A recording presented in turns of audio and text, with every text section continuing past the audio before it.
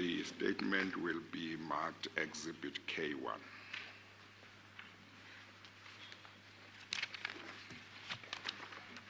Statement comprises... And the bundle. Yes, comprises 2 lever arch files.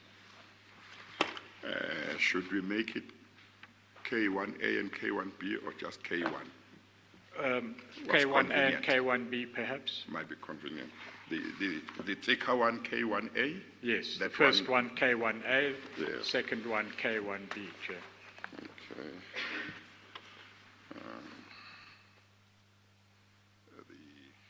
The thicker bundle will be marked Exhibit K1A, and the other one, they may be of the same size, but the contents of the one are thicker than the contents of the other. The other one, starting at page 318, will be K1, Exhibit K1B.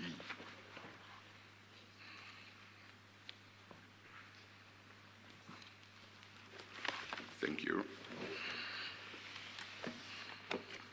Minister Nene, you've had an opportunity, I understand, to peruse the statement and in particular to check it for any corrections that might be necessary.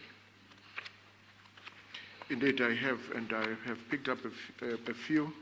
I'm not sure whether that will be exhaustive, but there are a few that I've picked up. Do you wish to deal with them now? With your permission, yes. Yeah. Please, if you would.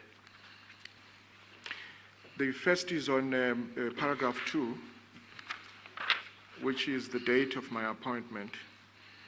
We should read the 27th February 2018 and not 2017. Thank you. The second is on paragraph 48, which talks to, I recall seeing Mr. Tutuzani Zuma at the house in Saxon World on most occasions, but did not speak further than greeting. I think there is an omission of greeting there. I'm sorry, Minister. Yes. Mr. Pretorius. There may be something with the mics. I don't know whether it's his voice, but there may be something with the mics. It's not. I'll try and speak a bit louder. Okay, thank you. Deputy Chief Justice. Thank you. Sometimes these microphones have given us problems before, so it might not have been your voice, but if you raise it, it will help. Well, I hope that I'm sufficiently audible myself. Okay. Thank you. They do not seem to be working in the manner in which they worked in the past. That's the first thing. The second thing is that as soon as the volume is turned up, we're getting an echo. So it's not ideal, but perhaps they can work on it as we speak. Yeah, but in the meanwhile, we'll attempt to speak closer to the microphone. I will try to do that. And okay, I think then, Minister, if you can go back to paragraph 48, because I didn't hear. Paragraph 48, I said it should say on most occasions, but we did not speak other than greeting. Is that all it should say, or is that an addition or a replacement of one sentence? Does that replace both sentences in paragraph 48? No, it's an addition, just saying that... Oh, it's an addition. We did not speak further than greeting. It would just be greeting. Okay, I'm sorry. Can you just dictate that addition then? On most occasions, you said. We did not speak other than greeting. Okay. Which means we didn't have a conversation beyond greeting.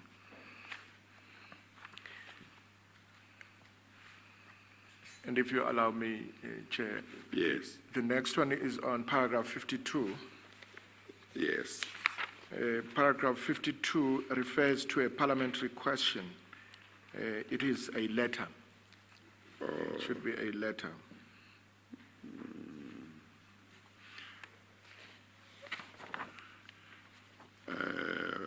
On my paragraph 52. Oh, okay. In a response to a letter. Oh, yes. Okay. So we take out a parliamentary question and say letter. Correct. Okay, thank you.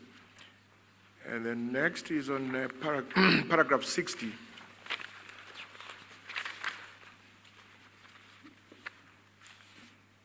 Yes. Which is a minor typo. I think it also appears in a paragraph prior to that one. Yes, paragraph 60. It refers to the committee as the National Nuclear Energy Executive Coordinating Committee. The word missing is coordinating.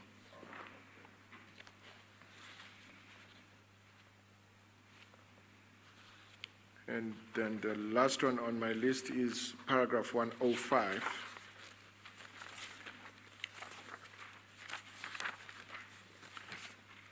Which is a minor omission, which says, at the time, SAA's cash flow forecast showed that it would run out of cash by mid-January. Thank you very much. Was that the last one? That was the last one. Thank you very Deputy much. Chief Justice. Thank you.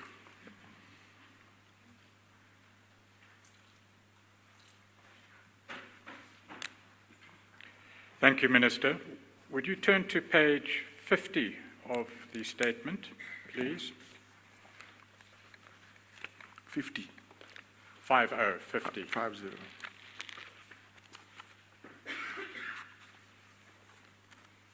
Is that your signature? That is correct. And I see that the statement was signed on the 1st of October 2018. That's Monday, previous. Correct.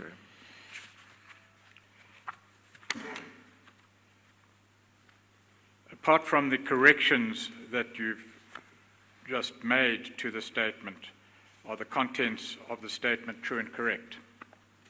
That is true. I suspect, Mr. Pretorius, you mean with the corrections that have been made, is the statement correct? You say apart from, which Yes, well, I'm suggests referring that to the the type corrections statement. are not correct. I'm referring to, again, a semantic engagement, Chair, Yeah. but I'm referring No. to the type statement. Yeah, okay, you're right. We will correct and put up a proper statement in due Thank you. course. Okay.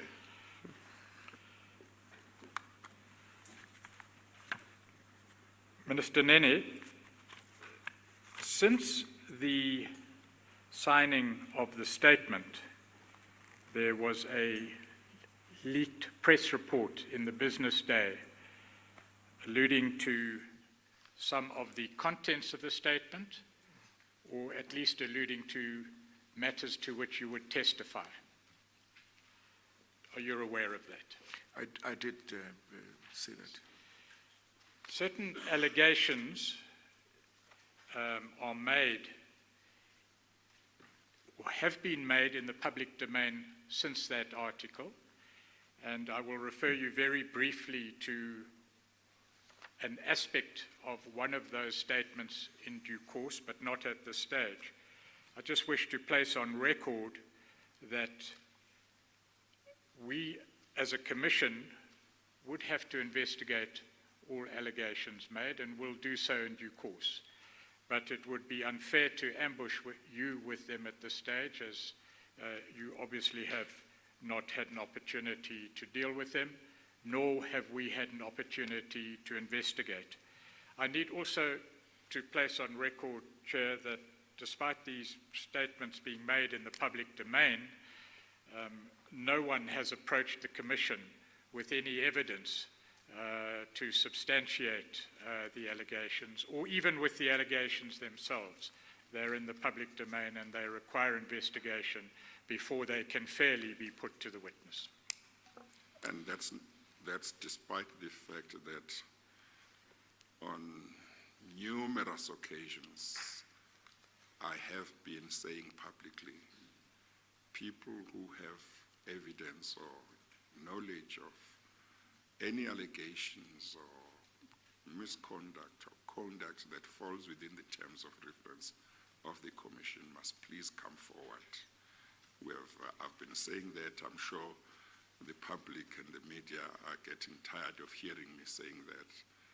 And you say nothing has been brought forward in regard to these allegations. Yes. no evidence. Yes, thank you. And from the legal team's point of view, may we place on record in that regard, Chair, that once evidence is placed before us, we will of course investigate, and we will of course deal with it, because we're involved here, as we've said again on numerous occasions, in an investigation. Yes. Well, just now that I've had to make reference to the fact that I have been making this call, I just want to repeat that there must be a number of ministers in the current cabinet and in the previous cabinets who must have some knowledge of some things that happened. And I've been saying people must come out and contact the commission and assist the commission. There must be a lot of senior officials in government departments. There must be people in the National Assembly, in the NCOP, who know things that fall within the terms of reference of this commission. They are not coming forward. We ask them to come forward, but I just need everybody to know that just because we have been inviting them to come forward doesn't mean that if they don't come forward, this commission will not get to know what some of them know. The commission will investigate, and there will be people who appreciate the importance of this commission and its importance to the nation and the country, who will come forward and tell the commission what they know. And in the process, who will be honest and tell us about what other colleagues of theirs know, which they are not coming forward to say. And this commission will do its work. And I just hope that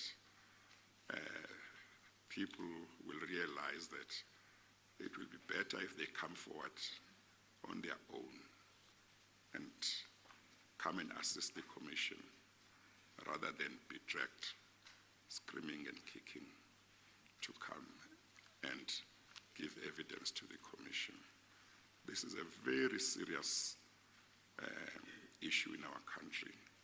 The whole nation wants to know what happened, who knew what, who did what. And if public representatives especially are going to withhold information and we find out, this commission will do what it has to do. So a time is going to come when we will find out by ourselves what people did, what they knew, but are not coming forward to assist the commission. We appreciate all of those who are coming forward to assist the commission, including Minister Nene, being the first minister to, sitting minister to appear before the commission to give evidence. We appreciate that very much. He will give evidence, and at some stage, if I grant permission, he may be cross-examined. And at the end of everything, I will make findings about his evidence and other people's evidence. But for now, I just want to say we appreciate, Minister, your coming forward to assist the commission. I know that at least I think is one or so minister that will also be coming. There may be some former ministers. I just hope that more people who know what happened or who have information come forward on their own and assist the commission. Thank you. Thank you, Chair. In that regard, Minister Nene, as I say, the further allegations that have surfaced in the last day or so.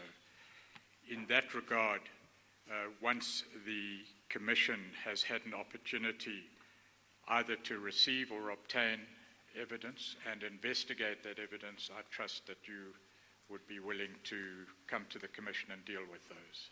Indeed, I will be available. Thank you. Minister, you are currently the Minister of Finance, and as the statement says in paragraph 2, you were appointed as such on 27 February 2018 by the current President. Is that correct? That is correct. Yeah. Would you please briefly tell the Chair of your background and qualifications? Thank you.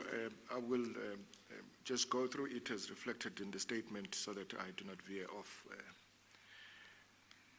I have over 20 years of experience in the finance industry, and I have an advanced diploma in economic policy from the University of Western Cape, a certificate in economics and public finance from the University of South Africa, BCom honors in economics from the University of Western Cape, a certificate in microeconomic theories and applications and macroeconomic principles and issues from the University of London.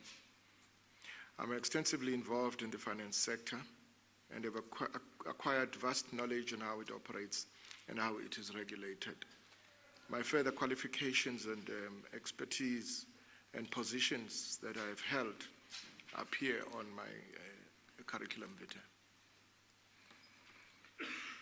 And is it correct, Minister Nene, that on the 8th of November 2008, you were appointed as the Deputy Minister of Finance under the leadership of the then President Nhlanhla? That is correct. Until when did you serve in that position? I served in that position until the elections in May 2009. I may not have the exact date.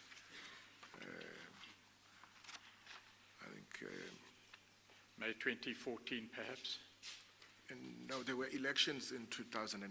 Not 2009. Yeah, so I served just between November and the elections in May 2009. And I was then appointed again as Deputy Minister in May 2009. Right. When you were first appointed as Deputy Minister of Finance, who was the Minister of Finance? It was Minister Trevor Manuel. And did you serve as Deputy Finance Minister under the leadership of former President Jacob Zuma? That is correct. From May 2009, the President was... Until? I served as Deputy Minister until May 2014 as Deputy Minister.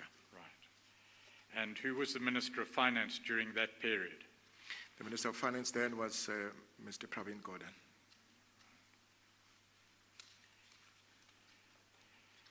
Just to get the time periods correct, President Zuma assumed office in May 2009. That is correct. And Minister Gordhan was appointed as Minister of Finance also in May 2009. That is correct. And he served in this portfolio until 25 May 2014. Correct. He was reappointed on 13 December 2015, and we'll hear more about that in due course. Yes. And then served until 31 March 2017. That's correct. You served as the Minister of Finance, I understand, from the 25th of May 2014. That's correct. Until what date did you serve in that office? Until the 9th of December 2015. Now, do you have any belief in regard to the reasons for your removal from office on 9 December 2015? Indeed, I do believe that I was removed from office because of my refusal to toe the line in relation to certain projects. And in hindsight, and having also heard from the former Deputy Minister's saga, it seems that those projects may have benefited the Gupta family and other close associates of the then President. I will, in if allowed to, describe some of these examples for instance, the nuclear deal and the SAA strategy. Because these issues, like other procurement processes within government and state-owned companies, were subject of intense scrutiny by the National Treasury. Minister, when you say the Gupta family may have benefited, could you be a bit more specific?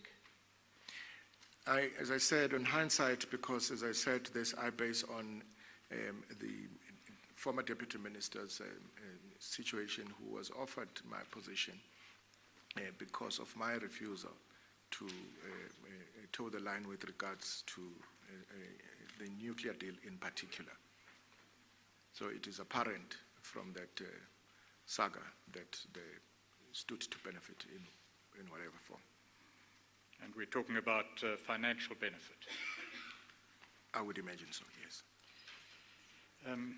In order to understand the context of your evidence, Minister, and particularly its significance for the terms of reference of the Commission, would you assist the Commission by describing the role and functions of the Minister of Finance, and particularly the role that Treasury as an institution plays within our constitution, democracy? Thank you for the question, and if you indulge me, I have just a few paragraphs that describes this. To start with, the Minister of Finance works under pressure, particularly when it comes to approving decisions that would have implications for the fiscus. Sometimes the Minister of Finance is referred to as Mr. No. If we had a female one, she would also be a Miss No. When government departments are advised that their proposals must fall within the cabinet-approved medium-term policy, strategic and fiscal framework, and or comply with governance requirements as agreed and agreed policies. It is an unfortunate appellation because the role of the Minister of Finance is to be scrupulous in managing fiscal sustainability and the finances of the country in order to ensure economic growth and the sound and transparent management of the public finances. Ultimately, this is critical for the delivery of services to the public to transform our people's lives and to comply with socio-economic obligations for which the government is responsible under the Constitution. Now, because almost everything that government does has implications for fiscal policy, National Treasury participates or is consulted on all government policy proposals and proposed major projects. Guided by the need to safeguard long-term fiscal sustainability and economic interests of the country, National Treasury takes a critical view of these policy or project proposals. However, irrespective of the Treasury's initial position, once Cabinet has deliberated and decided on the policy or project, it is Treasury's role and responsibility to find the funds for such a policy or project, taking into account the approved fiscal framework and the long-term fiscal sustainability and economic interests of the country. It is therefore important for me to try and explain the role of Treasury in government so that the significance of the attacks on National Treasury are understood. The structure of the fiscal and public finance system of our country is set out in Chapter 13 of the Constitution of 1996. Chapter 13 deals with the National Revenue Fund, the division of revenue between national and provincial and local governments, the establishment of the Treasury, procurement, borrowing, Treasury norms and standards. Many of these provisions are then given effect in the Public Finance Management Act and the Municipal Finance Management Act and the annual budget legislation. Now, the key finance institutions established in the Constitution are the National Treasury, the Central Bank, which is the South African Reserve Bank in South Africa, and the Financial and Fiscal Commission. Although the Reserve Bank is required to perform its primary function independently, the Constitution requires regular consultation between the bank and the Minister of Finance. The Treasury is required to ensure expenditure control in each sphere of government by ensuring compliance with legislated measures that regulate expenditure.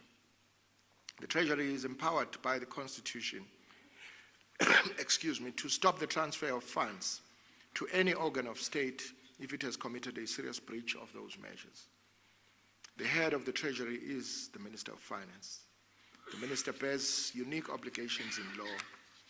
He is responsible for tax policy and is the executive authority for the South African Revenue Service to oversee the collection of tax revenue and the management of the National Revenue Fund. Only the Minister of Finance can introduce a money bill, which is either a tax or spending bill in the National Assembly or the Division of Revenue Bill. Hence, only the Minister of Finance can introduce the tax and spending proposals in Parliament as part of the budget.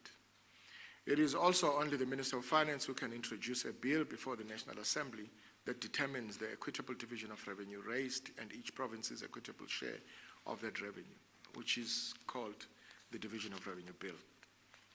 Draft legislation that amends the budget, which would be tax, appropriation, and division of revenue bills, may only be introduced in the National Assembly by the Minister of Finance. A loan by the national government may only be concluded by the Minister of Finance on behalf of government and only for the following purposes: to finance national budget deficits, to refinance maturing debt or a loan paid before the redemption date, to obtain foreign currency, to maintain credit balances on a bank account of the National Revenue Fund, to regulate internal monetary conditions should the necessity arise, or any other purpose approved by the National Assembly by special resolution. Similar to loans are guarantees, indemnities, and other securities which bind the national government to a future financial commitment. Before guarantees, indemnities, or other securities that bind the national government to a future financial commitment may be issued, the concurrence of the Minister of Finance must be sought and obtained. Conditions may be attached. The Chief Procurement Officer also falls within the ambit of the political responsibilities of the Minister of Finance. Public sector procurement must be undertaken in a manner that is fair, equitable, transparent, and cost-effective. The Chief Procurement Officer is responsible for permitting deviations and exemptions under circumscribed conditions. The effect of this is that the Minister of Finance has weighty responsibilities and often has to make unpopular decisions, taking into account the long-term fiscal sustainability and economic interests of the country. It is this office that drives the budget process, approves loans and guarantees, oversees compliance with financial management and procurement processes, and is the final bulwark against corrupt dealings that jeopardize public finances. This is why the optimal relationship for any Minister of Finance to have the full support of the President at all times. The complexity of the position of Minister of Finance is more fully explained in a document prepared by former Minister Trevor Manuel as a handover memorandum when he left the office in 2009, and that document is attached as NN1. It is part of the thicker document which we referred to as K1A. Thank you. It's in the bundle, Chair. It's a lengthy document, Minister Nene. You've obviously had opportunity to look at the document. Do you agree with its contents? Absolutely, though it is now a bit dated because it does refer to some of the institutions that no longer exist, but it provides for very, very useful and instructive context. Would you continue then, please? It therefore makes sense that those who wish to pursue a systematic strategy to raid the public coffers, or those who are intent on taking decisions that have the potential to undermine fiscal sustainability, would attack the role or credibility of National Treasury as a means of getting access to government funding allocations and guarantees, or obtain permission for exceptions or deviations to conceal dubious and irregular procurement. Let's this is deal evident. With one of the attacks then on Treasury that you referred to earlier, and that is the Project Spiderweb. Correct. Indeed, this is evidence in that sinister document titled Project Spiderweb, That is also in the thicker document it's titled NN2. Let's just go there briefly if we can, Minister. It's at page 291 of Exhibit K1A.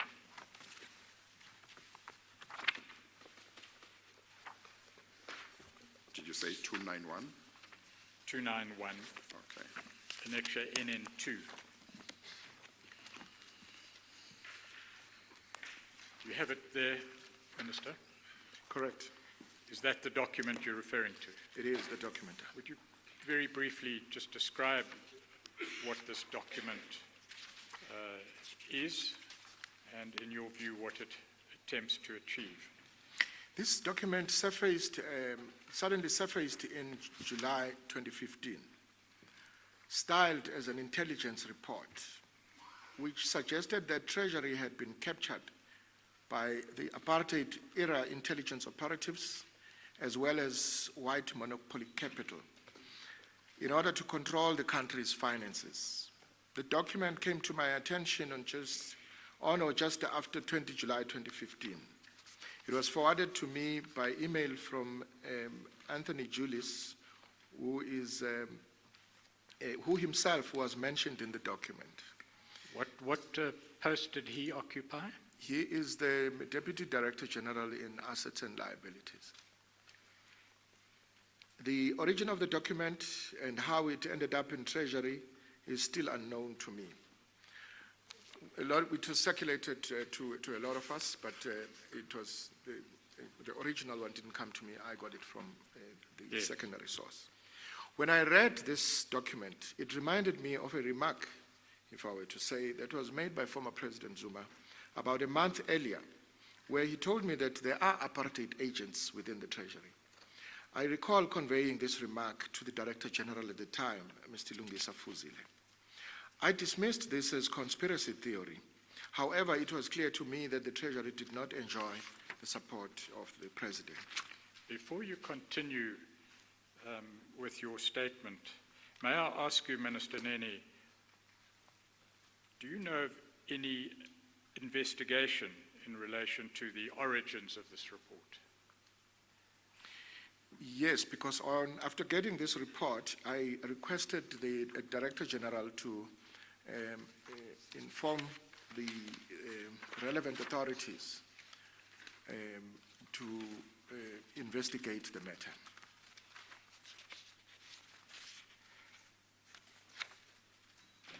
We'll deal in more detail with those issues in due course, where you deal in more detail with the report. With the report, yes. But just at this stage, do you know whether there was indeed an official investigation pursuant to that request? And if so, whether there have been any fruits in a report of any sort? We never got any feedback from the relevant authorities. All I know was that it was given to the head of, who was in our state security, and we then expected that we would be favored with the outcome of the investigation. We never got any. My apologies, Minister, I've taken you out of the sequence of your statement. Yeah, absolutely. You were... He was at paragraph 22, I think. I was at paragraph... 20? Paragraph 24. Oh, okay. Yes. That the comment I referred to in paragraph 23 was made by former President Zuma at a meeting that he had called me around mid-2015. As I said, about a month before this surfaced. I recall that it was in the afternoon when my PA, Ms. Marumo, came into a meeting at our small boardroom in Pretoria to give me a note whilst I was having a meeting with the Director General, Lungisa Fuzile, and other senior managers of the Treasury, where she left me a note which the Director General also had sight of as he was sitting right next to me, which read, "The President would like to see you." I scribbled a response on the note saying that I would do so as soon as I finished the meeting. My PA returned a few minutes later with another note saying that I needed to go now. I left the meeting immediately, murmuring to the DG that maybe I was going to be fired if you are summoned in such haste. On arrival, I found President Zuma with a senior Malaysian official from Engen or Petronas, the company that owned Engen then, whom I did not know, but was introduced as an official from Petronas. He explained, the president explained that South Africa needed to own a refinery and that Petronas was prepared to sell its refinery to Petro SA. Further, and most importantly, he stated that Petro SA would need a guarantee to be able to raise the funds, and as Minister of Finance, I would have to approve the guarantee. I then indicated that I was not aware of the transaction, but if I received the application from the entity via the relevant department, I would consider a guarantee subject to the normal evaluation process. It was at that point that President Zuma, in the presence of the Malaysian official who's connected to Petro SA, raised the issue of spies within the Treasury. This was about a month before the document Spiderweb surfaced. I briefed Mr. Fuzile on President Zuma's request and a possible application that might come to Treasury for him to consider through the normal processes. Now, the Spiderweb document mentioned names of several officials of National Treasury, including Deputy Minister Mr. Mcebisi Jonas. Officials Mr. Lungisa Fuzile, Mr. Kenneth Brown, Mr. Andrew Donaldson, Ms. Avril Halstead, Mr. Anthony Julis, Mr. Ishmael Mamoniat, and employees of state-owned companies, including Mr. Daniel Majila, Chief Executive of the Public Investment Corporation. The key objectives of the Project Spiderweb were alleged to be, as you will see on the document, because it's not addressed to anyone, but it is titled National Treasury and the Project Spiderweb. Now, these were the allegations that it was alleged, the objectives were alleged to be to influence the design and implementation of the economic and fiscal policy. It was alleged that it will influence the appointment of key leaders in the Reserve Bank, Treasury, DTI, and SOEs that fall under their ministries, to manage the outcomes of these institutions, defend the position of the Spiderweb through media, and attack and prosecute critics of Spiderweb, Project Spiderweb, through SARS and other means. Were allegations made in relation to you in Project Spiderweb? Indeed. The main allegations made in relation to me were that I'm being handled by Ms. Maria Ramos, whom the document code names as the Queen of Leaves. That during the recent World Economic Forum in Cape Town, I had assembled all the DDGs and chief directors from the Treasury at a Cape Town hotel for a brief meeting, and the outcomes of the meeting were that Mr. Lungisa Fuzile, that's the first one. Before you go on, I'm sorry, Minister Yes. Nene, would you just tell the Commission who Ms. Maria Ramos is and what position she occupied at the time the Project Spiderweb document was released? She's Group Chief Executive, I think that's the correct title, at Absa Bank. I think Barclays at that time because of the association, but she worked for the bank. Well, these are now the outcomes of the meeting. The outcomes of the meeting, of the alleged meeting, was that Mr. Lungisa Fuzile, the then Director General for Treasury, will not be extending his contract at the end of August 2015, that he will be joining the Faculty of Economics at the University of Stellenbosch, and his departure would be a catalyst for some big changes inside Treasury. Did that occur, in fact, or did it not occur? It did not. But also that Ms. Avril Halstead will be promoted to the position of DG at Treasury, that she will be promoted to position of DDG very soon as a stepping stone for her to become the next DG. That also didn't happen. That Mr. Michael Sachs, the then DDG, will be transferred to one of the SOEs. and that Mr. Tumi Moleke will be transferred to another ministry as a DDG that works with the Treasury. Did those two events occur? They also didn't. That I stated that the Treasury must play a key role in the management of state-owned entities and expect my officials to play a firm hand in managing the affairs of the SOEs. A number of changes will be happening at the SOEs. One of the key actions of Treasury is to facilitate the participation of private sector in the SOEs. It was also alleged that I stated that the Government Technical Advisory Center, our GTEC, will be given a huge task of identifying private sector companies to partner with our state-owned companies, or SOEs. It was alleged also that I stated that the board of SAA must be terminated by September 2015, and I indicated that Ms. Maria Ramos was helping me to identify the new board members for the board of SAA. That the former CEO of Kulula.com had been identified as a replacement for Mr.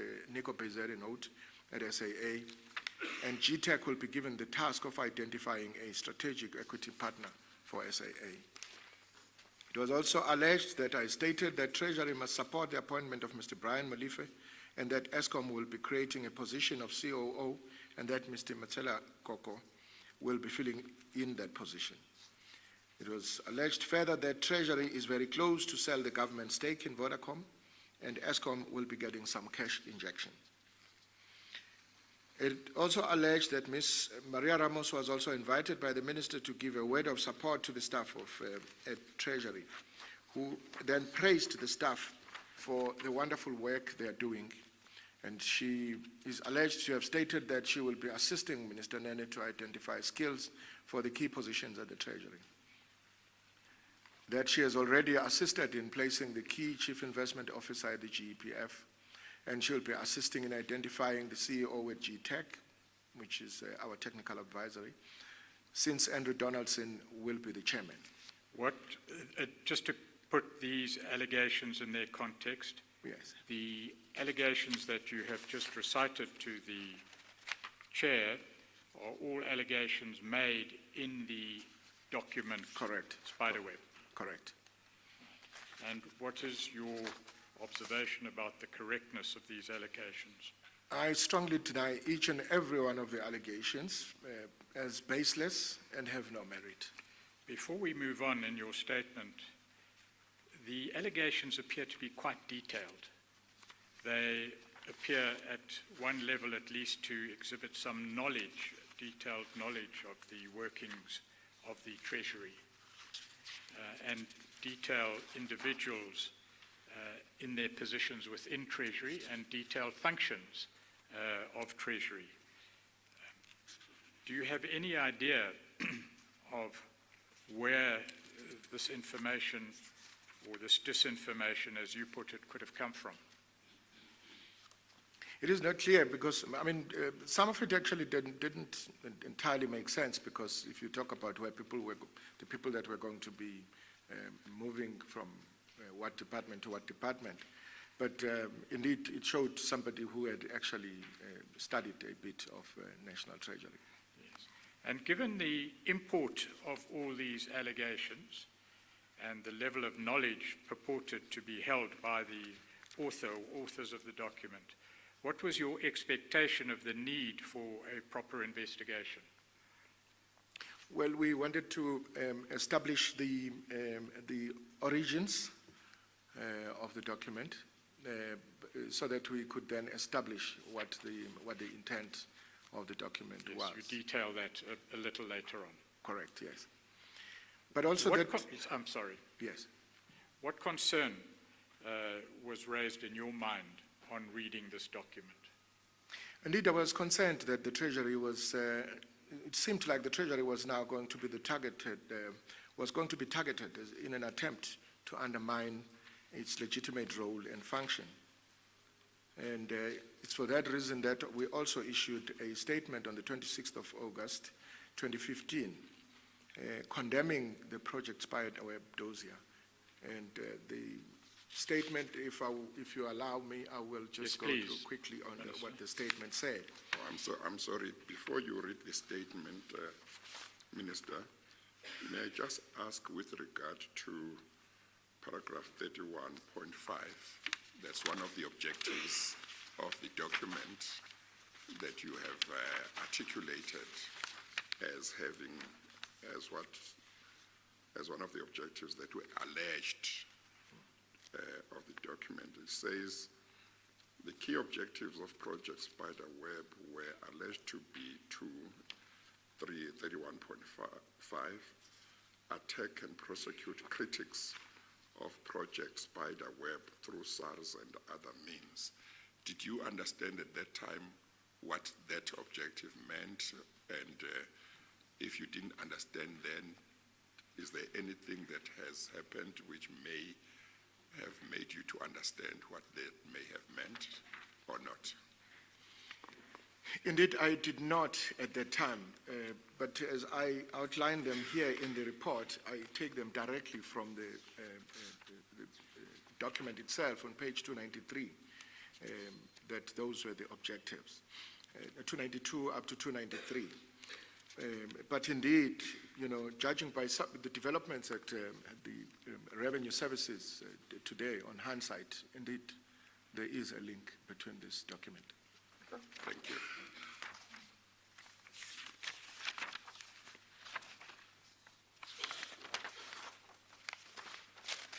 Yes, Mr. Pretorius. You would bear with me a minute. Yes. Perhaps in relation to that allegation in the paragraph you've just referred to, are you able to specify any link in relation to the more general theme that you have stated in your statement about attacks on Treasury and the integrity of the institution and events at SARS, the revenue services? Do you have any further explanation of that link? Look, it is public knowledge that we had a situation at SARS where the institution actually started moving in a direction that sought to undermine its strength. And as we have seen that there were people through SARS or within SARS that ended up having to be either removed, or the institutions that were disbanded within SARS that were actually responsible for holding together the revenue services. Yes. Those issues are in the public domain at present. Yes. Minister, you were about to read to the Chair the media statement that you issued following the release of the Project Spiderweb dossier. Yes. The statement read as follows. National Treasury has become aware of a document called Spiderweb that has been circulated in the media and would like to condemn it in the strongest terms. The faceless people behind it allege a conspiracy to influence economic policy and the work of the National Treasury. The document is baseless and vexatious. It appears calculated to sow seeds of suspicion and may be motivated by an unexplainable desire to undermine and destabilize the institution. The contents neither warrant a response nor further comment. The Treasury has passed it on to relevant authorities to investigate its source and will be transparent about the outcome of that process once completed. And as indicated in my statement and in response to your question earlier, Chair, I tasked the Director General, Mr. Lungisa Fuzile, to forward the report to the relevant authorities for further investigation regarding the genesis of the dossier. I understand that Mr. Fuzile sent it to Minister Mashobo and Dr. Batando Siswana. Before you go on, what positions or offices did they occupy at the time?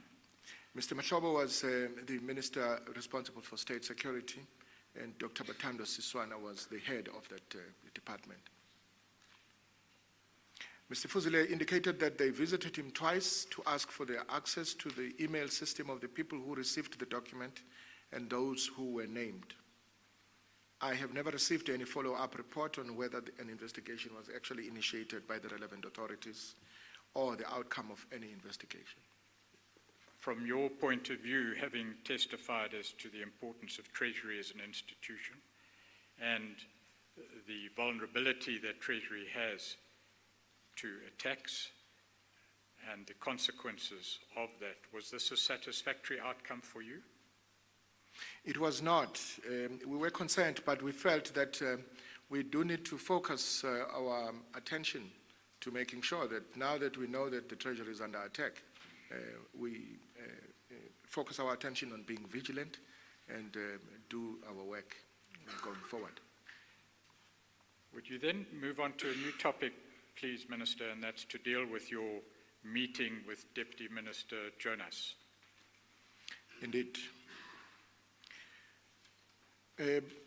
My meeting with Minister Jonas, I must preface it by that that's the first time that I heard that I may be removed from office when I met with him on the morning of Monday, the 26th of October 2015. I have read his statement, which is dated the 8th of August 2018, which was submitted to this commission, and I confirm paragraphs 31, 33, 39, 41, 41 up to 43 of the statement. When you say you confirm those paragraphs, do you mean that you confirm the correctness of those paragraphs? The correctness of the paragraphs, yes. Would you go on, please? I'm sorry, Mr. Pretorius. You might be planning to deal with it at a later stage, but it would be convenient to refresh our memory as to what those paragraphs in Mr. Jonas' statement say, which he is confirming. Am I correct, Minister Nene, that your recollection of what is contained in those paragraphs and your recollection of the exchanges between yourself and Deputy Minister Jonas is contained in the following paragraphs from 37 onwards? Correct. Okay, so we don't need to go and look. Okay. Yes. We may. I'll just check that there's nothing we leave out. Okay, all Thank right. you, Chair. Thank you. Yes, would you deal with the exchange? Is that paragraph 37 of your statement, yes. please? Minister Jonas telephoned me on Friday, the 23rd of October 2015, in the afternoon. I had earlier left a meeting at Nedlek, a Nedlek meeting at Nedlek House in Rosebank. I got the impression that he was indeed agitated, from the tone of his voice. He told me that there was an urgent matter that he wanted to share with me. At that time, I was on my way to OR Tambo International Airport to catch a flight to KwaZulu-Natal. We agreed to meet on Sunday, the 25th of October, when I returned to Joburg. However, on Sunday, the 25th of October 2015, I arrived in Gauteng later than planned. I then called Mr. Jonas and requested that we postpone our meeting to Monday morning. We indeed met on Monday morning, the 26th of October 2015, at around 8:15 in the morning. We were supposed to meet in my office, but we decided to go to his office as he had a good balcony, which would be outside and perhaps which we also thought would be safer. I could see that he was flustered. He informed me of an uncomfortable meeting he had had with Mr. Ajay Gupta, Mr. Fana Hlongwane, and Mr. Duduzane Zuma in Saxonwold. Before you proceed, Minister, we might as well be frank about it. When you say it had a good balcony, which would be safer, would you be a bit more specific, please? Well, in the environment where Project Spiderweb and all of those things, you would actually, even when you look at a flower pot, you're not too sure whether it has something. So you'd think perhaps the balcony outside might be a safe place to discuss a matter of confidentiality. Thank you. He then told me that during that meeting, he was offered the position that I was holding at the time, that of Minister of Finance. He also told me that Mr. Ajay Gupta offered him 600,000 rands in cash immediately, and a further 600 million rands to be deposited in a bank account offshore. Mr. Jonas told me that he rejected the offer of the deposit and cash that he was invited to take immediately. At that stage, there were already rumors circulating in the media about an imminent cabinet reshuffle. My name was amongst the ministers who were reported to be due for removal. I had paid these rumors no regard. Mr. Jonas then informed me that the Guptas were aware of this intended reshuffle and that they had informed him that they were influential in the removal of certain ministers from their positions. And I recall saying to him, "Who are they to offer you the job of minister?" I suggested to him that I should resign perhaps, since I was to be fired anyway. But Mr. Jonas pointed out, and I agreed with him, that I should continue to hold the line at the Treasury and not give in to these threats. I was already concerned about attacks on the Treasury and the intentions of those behind Project Spiderweb dossier that had been released a few months earlier. Before you continue, please, Minister Nene, apart from issues that were at that time in the public domain, you've given direct evidence about the Project Spiderweb dossier, which you've described in the context of attacks and potential attacks on Treasury, and you've given evidence directly about what Mr. Jonas reported to you in the context of rumors about your own removal. Did you not think to raise this with the President? Certainly not. I always say that, our appointments and our removals are just it's an announcement. So you are in the job for 24 hours, actually, not for 5 years, as is always made out, because you serve at the pleasure of the President. Right, you give some explanation for your subsequent conduct in paragraph 43. Indeed. I say that although I was perturbed by what Mr. Jonas had conveyed to me, and even though I at some point thought maybe I should resign, but I immediately returned to the business of the day. I had a very busy day on that Monday with many meetings scheduled, including a meeting with the Executive Director and alternate Executive Director of the World Bank. That is now according to my diary for the day. A preparatory meeting with, on SAA and a briefing on Eskom and independent power producers. I did not wish to be distracted from the tasks I had to perform. We were working under tremendous pressure at National Treasury, and amidst the particular challenges of the nuclear procurement program, the troubles with SAA and Eskom, the economy underperforming, and we were required to consider where we could reduce expenditure as government. So we had just presented the medium-term budget policy statement 5 days before, on the 20th of October 2015, which is followed by many investor and public briefings which I was required to attend. This is usually a very busy period in the Treasury schedule, as it requires the Minister's full attention. Minister, may I return to the question once more? In evidence that has been given before this Commission, and certainly in our own investigations, it appears, as appears from your own evidence today, that there were a number of direct and indirect, explained and unexplained attacks on important institutions in the country, particularly Treasury. But what is noteworthy, and perhaps this should be subject to further investigation, is that there appears to have been a silence insofar as there was any accountability to the public in regard to these events. Do you agree with that observation? And if so, do you have any explanation for it? Maybe I don't understand the question well. The Project Spiderweb dossier, Yes. the attack, in inverted commas, in relation to Mr. Jonas being informed that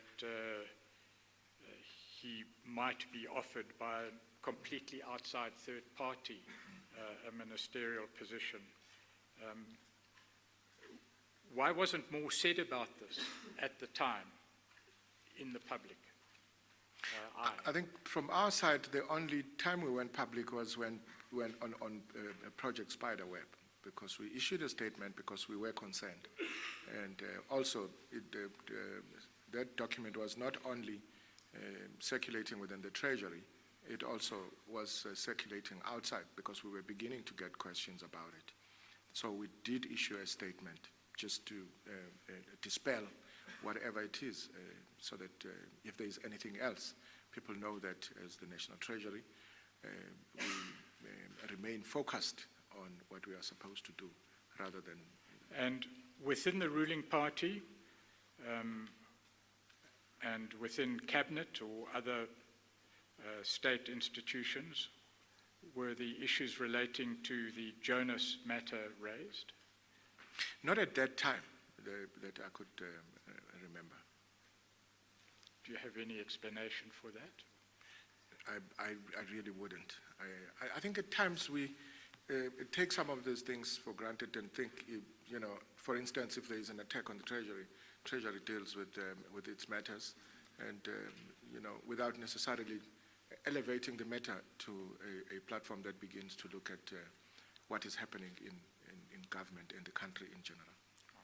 But what had transpired, according to Mr. Jonas' version, when he was at a meeting with, according to him, Mr. Ajay Gupta, Mr. Tutuzane Zuma, and Mr. Fana Hlongwane. At that stage, the time that Mr. Pretorius is referring to, at that stage, was it public knowledge, or was it known within government or generally? It was not public knowledge, but as I understand it in Minister Jonas's statement, he then went on a little later to report the matter also to the relevant authorities. Thank you. You then go on in your statement at paragraph 44, Minister, to deal with your own contact with members of the Gupta family. Indeed. In my own contact with the Guptas, I did meet the Gupta family, particularly Mr. Ajay Gupta, at a number of occasions, government events. They were regular attendees at government events at that time, but not to discuss government business, because that's generally what normally comes up. But the first time I met... Before you go on, Minister, what type of government events were these? Can you recall? I think the first one actually spells out what this one was. It was after is a dinner that takes place after the State of the Nation address. That was my first encounter in 2009. And I was Deputy Minister of Finance at that time. But then later invited, well, there would also be other functions, which I cannot remember properly. But I was later invited to the Sahara Computers offices in Midrand, they marketed themselves as good corporate citizens that employ a number of young people in the technology space,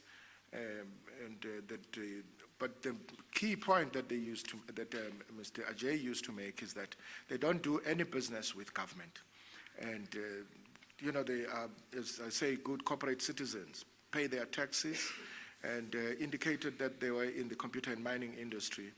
And he had also served, himself, had served on the President's Investment International Marketing Council, and he was an economist also by qualification, and an advisor to the President. He then invited me to tea at his house to discuss the economy because of his understanding. Before you go on, Minister, perhaps, Chair, this is an appropriate time for the short adjournment. Yes, thank you. We'll take the short adjournment and we will resume at 11:30. We adjourn.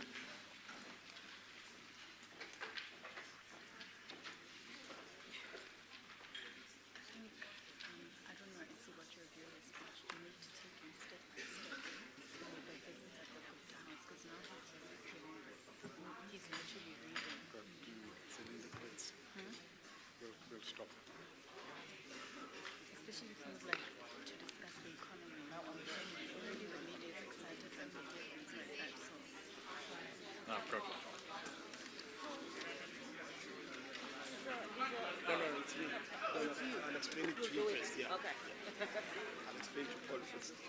Otherwise, going to confuse you. Yeah, rather keep it here. What is that, a BBC? No. These are the things I'll discuss. You remember that?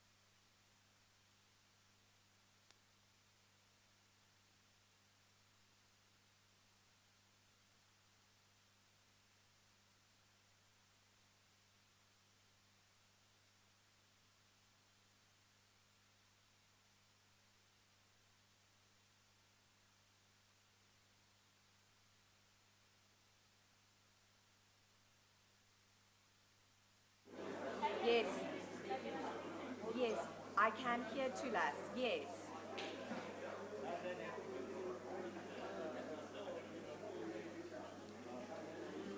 Tulas, I don't have a mic at this point, but I can hear you in my ear. Oh, and we're changing camera. Yeah, this one.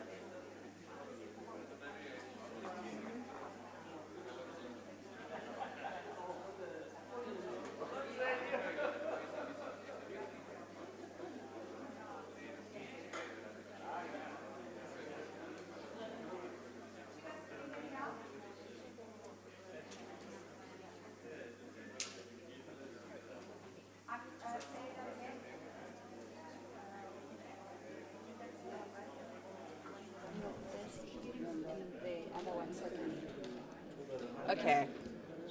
So the bite from his interview with Nhlanhla where he talks about meeting the Guptas socially. Is it that bite? Anyone? Hello? Can I know what bite I'm referring to, please, before we go to air? No, they say they don't have them anymore. Can you just confirm which bite it is? That's okay, but I just need to know what bite it is I'm referring to. It's supposed to come from the website.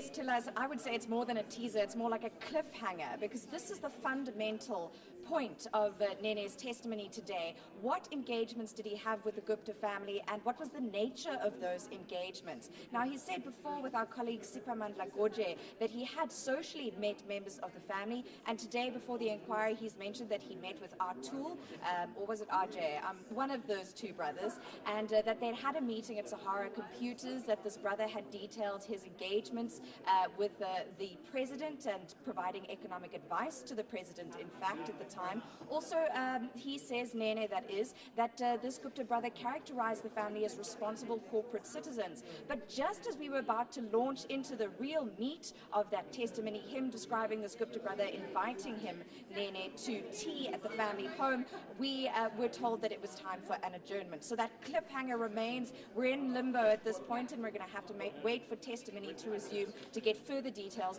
on exactly that.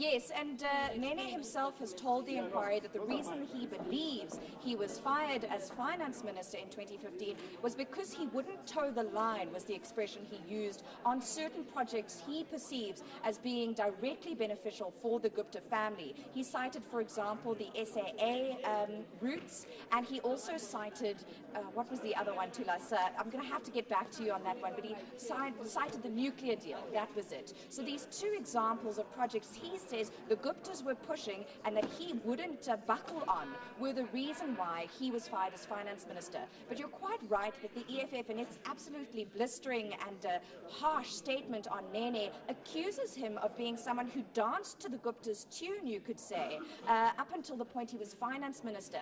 The EFF alleges that once he became Minister of Finance, he no longer wanted to dance to that tune, and that was when it started to sour. That's when his relationship with this politically influential family began to unravel. And Nene himself has said the reason he believes he was fired, and this is the first time he's said so publicly, is because he wasn't willing to toe the Gupta line on government projects.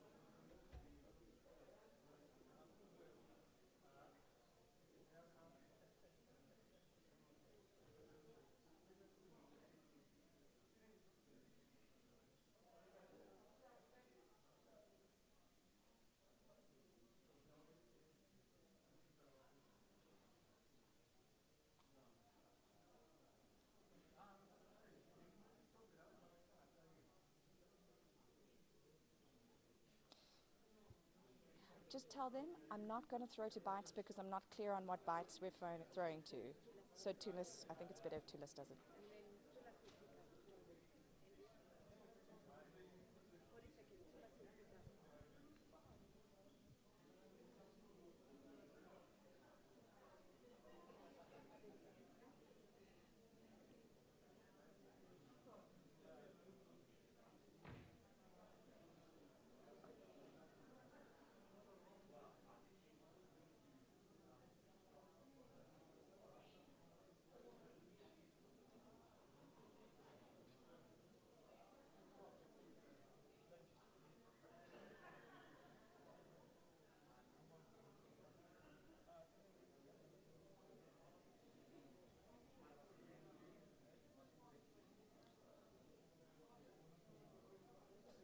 Yes, Tulas, and I can almost sense you chomping at the bit, much like many of the journalists here have been, wanting to get those further details. But we really are at the precipice of that cliffhanger, because Nene so far has characterized his engagements with the Guptas as social events and not events where they discussed business. That's what he's told the inquiry. He gave, for example, the instance of a post-Sona dinner, which was hosted by the family and included high-profile government guests. Then this meeting at Sahara Computers with one of the Gupta brothers, and this invitation to tea at Saxonwold. But we haven't gotten to Saxonwold yet. We're still sitting in Midrand at Sahara Computers with one of the Gupta brothers and Nene. So we're going to have to hold off until the inquiry resumes. But what is important to us is that Nene has described meeting and talking with Mcebisi Jonas about Jonas's version of events at Saxonwold on the 25th of October 2015. And we know from a statement that Rajesh Tony Gupta has told the inquiry himself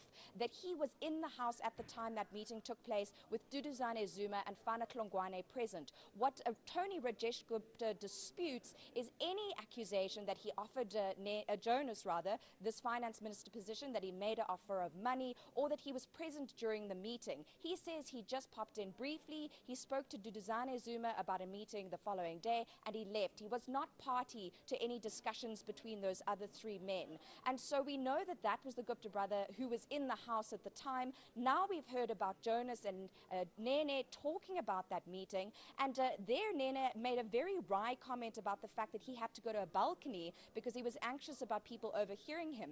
Pretorius then asking and leading evidence today, saying, why did you go to the balcony? Why was it important to be there?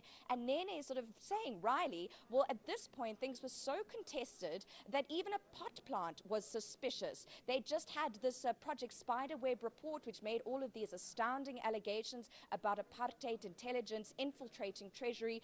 And he says that on those grounds, he was very wary about having this conversation with Jonas being anywhere where it might be overheard.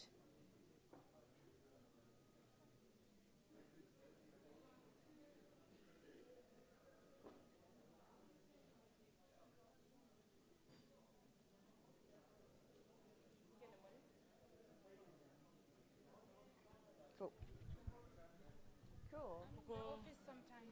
Yeah, it just sounds like they weren't prepared. Oh my And they didn't know where the they button say was. 51 seconds of a bite. I'm like 80 seconds, and I'm here to last friend. Like, Yeah. you know, thank God you're not like. Although I had like two.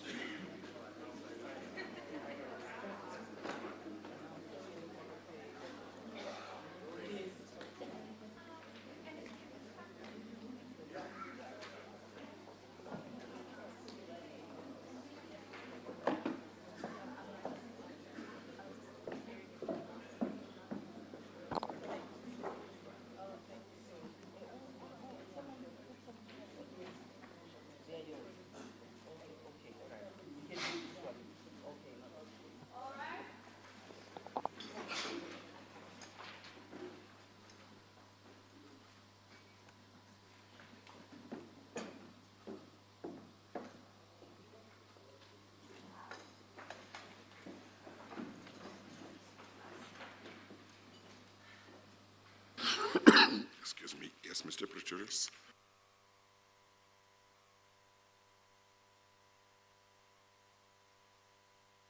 Your mic, Mr. Pretorius. Your mic. My apologies, Chair.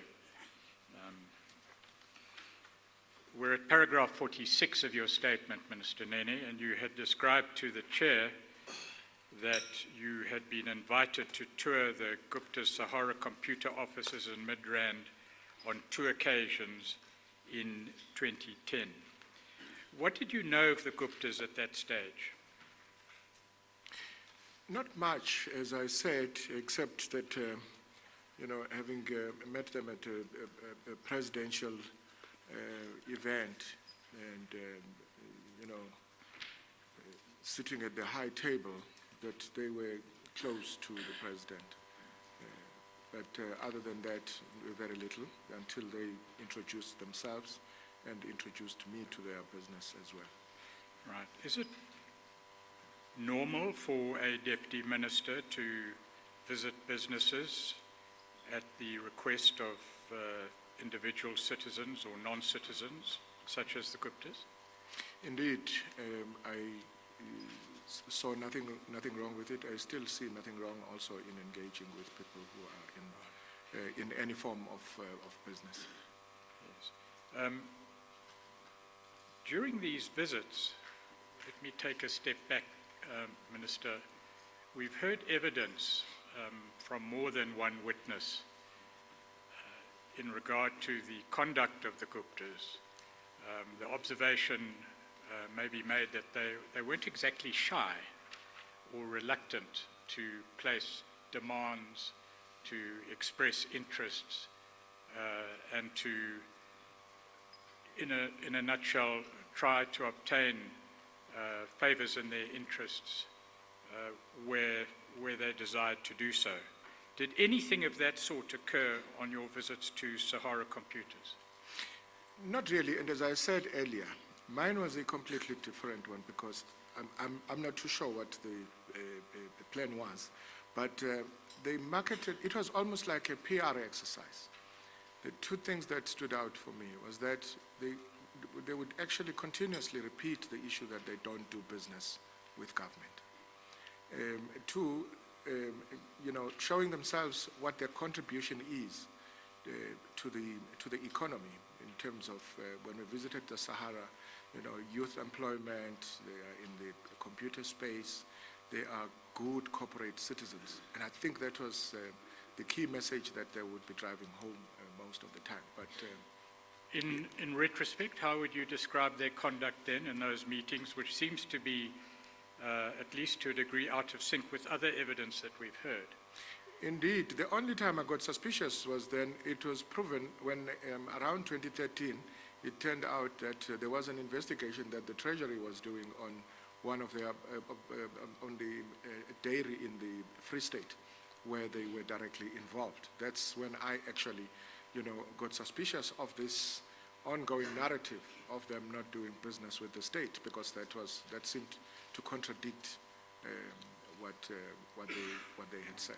Who in particular? I'm sorry, Mr. Pretorius.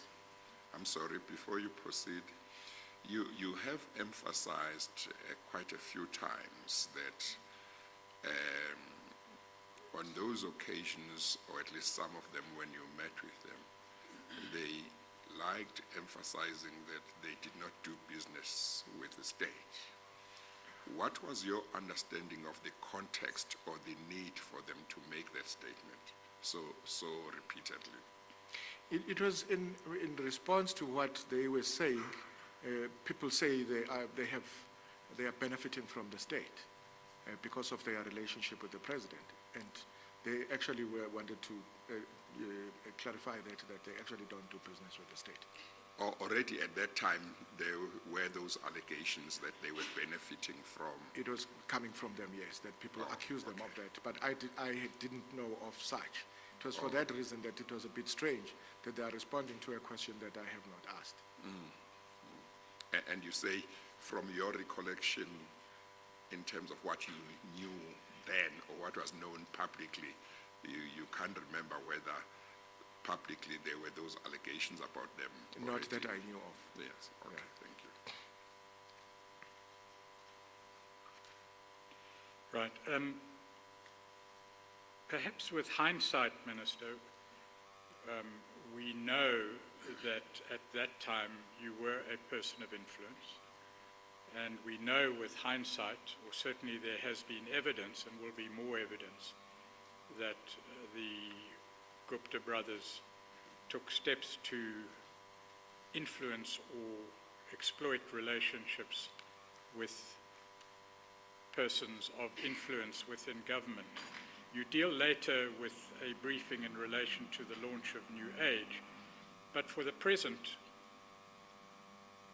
it may be surprising in the context, and again I emphasize with hindsight, of all the evidence that we've heard to date and what has been in the public domain, that they gave you no hint at all. And if they did give you a hint, would you tell the Chair, of anything untoward in their relationship with, in particular, you during those visits to Sahara Computers in Midrand? Indeed, there was no hint then, but it's only when one looks back that you realize that, perhaps the PR exercise might have been an exercise of trying to conceal something. Who in particular invited you to visit at Sahara Computers? Mr. Ajay Gupta. And were there any other persons present during those visits? There might have been staff at the Sahara Computers whose identity I wouldn't know. Right. And the other Gupta brothers? No, at that meeting. And then who invited you to, as you put it, tea at his house? It was Ajay Gupta. And to discuss the economy, can you go into a little more detail? What was the purpose of that visit, or that invitation, insofar as you could? Well, they seemed casual, but at the same time, when somebody says, "Can you pop in for tea?"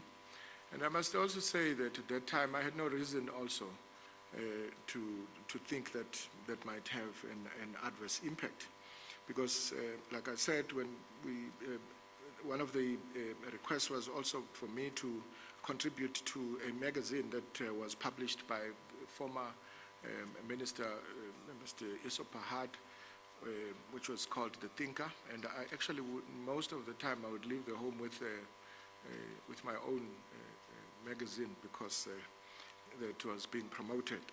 But also then when one was briefed on the impending launch of the New Age, so the discussion was about the contribution they're making also in that space. And also that the media in South Africa was hostile to government and the ANC. So it is important that there is a much more objective view, which is what they were purporting to be putting across. And as such also, requesting us that when they launch these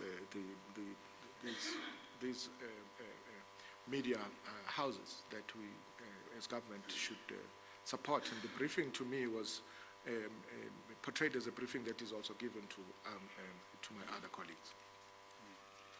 During what period did you visit their home in Saxonwold? On the 4 occasions you mentioned in paragraph 47. It was, I think it was during around 2010 as Deputy Minister. And perhaps again in Midrand, I think in 2013. But just between that time, around 2010 and 2013. It is not very easy to attach actual dates to those visits because it was normally not planned visits. You get a call when you get invited, and if you do have time, you pop in. If you don't have the time again, there are a number of those where I would actually say, I'm not available. But when available, I would then pop in. I understand. At that time, or during that period, besides being Deputy Minister, what official positions did you hold? Besides being Deputy Minister, it is a position that is, by virtue of being Deputy Minister, that you are appointed as a non-executive director of the Public Investment Corporation and chairperson of the PIC.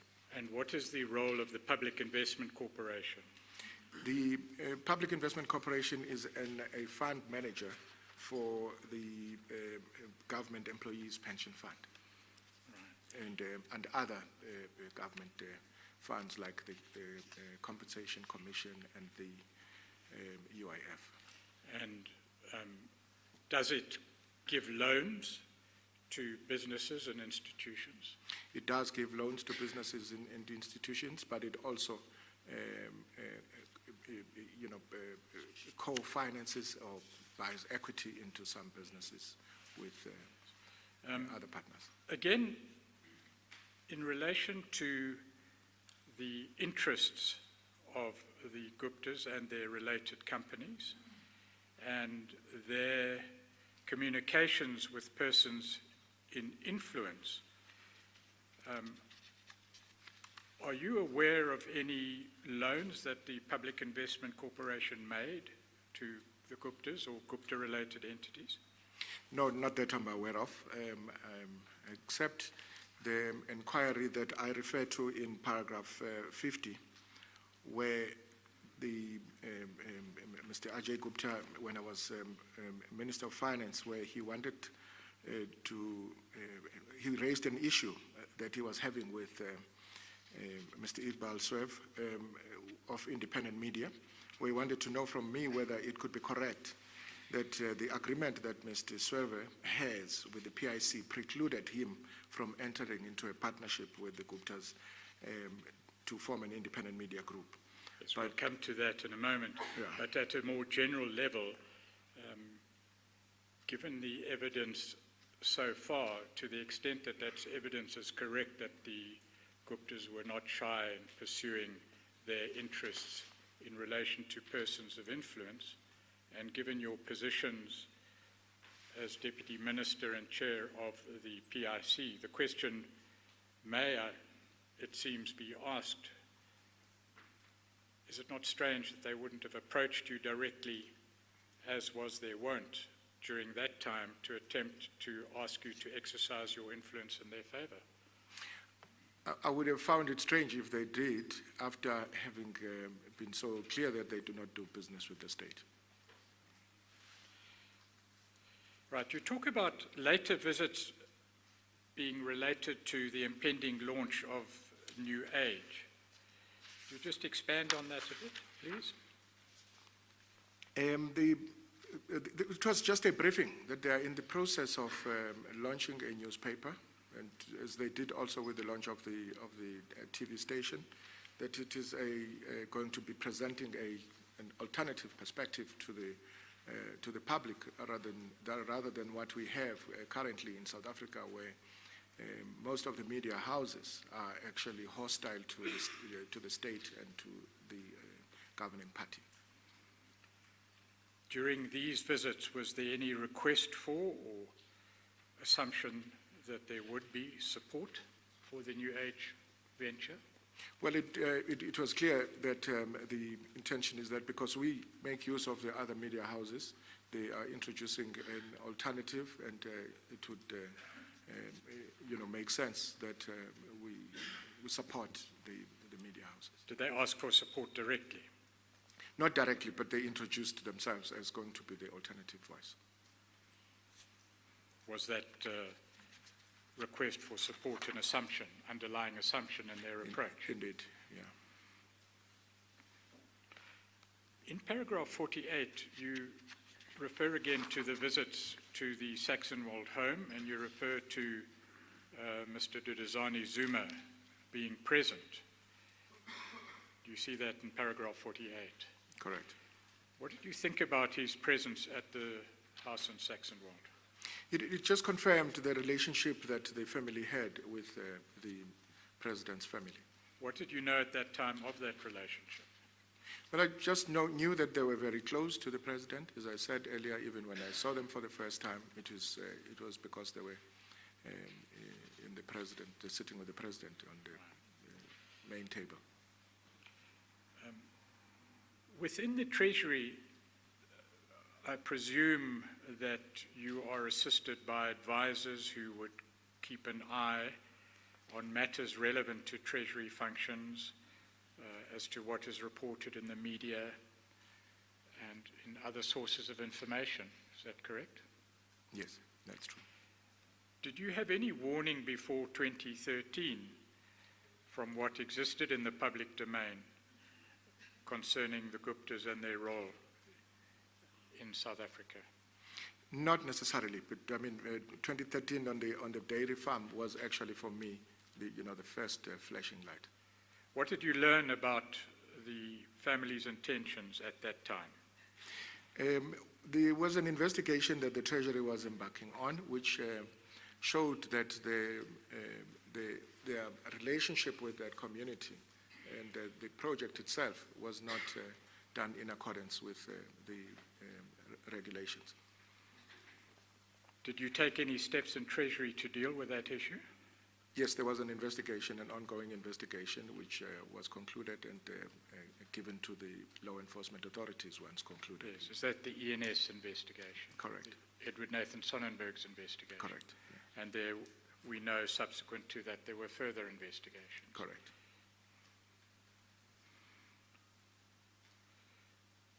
Were you satisfied with the contents of the ENS investigation? Look, we thought, because it actually meant that there should be further investigations, that it had run its course and it had completed what it was supposed to do.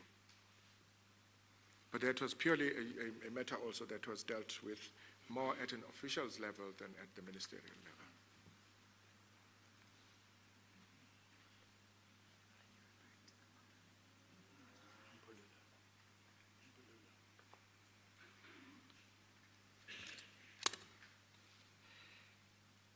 In 2014, you say in paragraph 50 that you went to their house on 2 occasions in the latter half of 2014. Yes. By this time, presumably you had formed an attitude in regard to the family and its intentions. Correct. So much so that there were official investigations at the instance of Treasury in regard to their conduct. Indeed. Why did you accept the invitation at this stage? Look, I thought I should not be influenced by just the investigation, which had not been concluded, but at the same time, managing a relationship means you are now going to be more careful and circumspect in dealing with people, but it does not necessarily mean that all of a sudden you say, I can't talk to you because I'm told you are being investigated. Who invited you? It was Ajay again. And presumably you felt reasonably assured and comfortable that you should go to the Gupta household rather than to summon them if they wanted to speak to your officers. Well, the invitation had come in the manner that the previous invitations had come, and I thought it would do no harm to honor the invitation and hear him out, which I did. And he then indicated that he had this problem.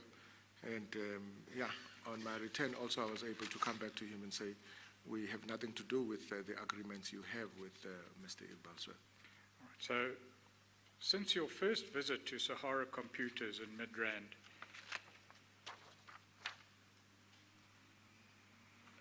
it is now 2014, the approach to you regarding the relationship between the Guptas and Mr. Iqbal's survey of independent mediator, was this the first time that any request to intervene had been made to you?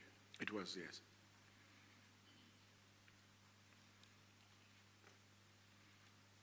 Again, the question may be asked that given evidence, it would be unusual that it would take 4 years for this tentative request to be made to you, given your relationship with the Guptas, your frequent visits to their premises. Do you have any comment in regard to that? I wouldn't. Just again, Yes. if I may put it bluntly, it's out of sync with the evidence we know. Look, I wouldn't know what the history was, because what they were saying is that they had an agreement with him, that they would go together. And he was, and at that time, Mr. Ajay Gupta told me that they are having a court case with him where he is now refusing to honor his commitment to them. And he says the reason why he cannot is because in the agreement between himself and the PIC, he cannot accommodate them. Right. We know now that at this time you are, in fact, Minister of Finance. Correct. And Mr. Ajay Gupta, you say, raised an issue with you concerning his relationship with Mr. Iqbal Survey of Independent Media. Is it correct that Mr. Survey had obtained a loan from the PIC, Public Investment Corporation? I understand so, yes. A substantial loan? We're including the co-investment, yes, with the PIC. Yes, in the region of R1 billion, according to I can't remember the actual numbers, but it is substantial. And did Mr. Gupta want a part of that finance? Well, it meant that they had an agreement. He says they had an agreement that they would be part of that one. But Mr. Iqbal Survey was reneging on that agreement. So the inquiry was, because he says it can't be done because of the PIC agreement, ours was, is that correct? And I said, in terms of the agreement between the PIC and whoever else is in funding with, that wouldn't be the PIC's matter to interfere in the agreements. And that is the clarification that you say you gave him? Correct. And beyond that, my humble request also was that if he has further queries, he must raise them directly with the PIC. Right. And we have learnt in the short time in which we've been able to examine the issues in your statement that there was a prospect, at least, of litigation between Gupta, perhaps Oak Bay Investments on the one hand, and Independent Media, Mr. Survey on the other. Do you know of that litigation? He alluded, Mr. Ajay Gupta alluded to that. He said there was a court. He said there was a court case.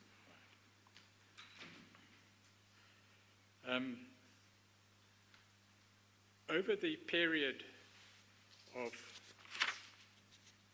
at least 4 years, from 2010 to 2014, apart from the request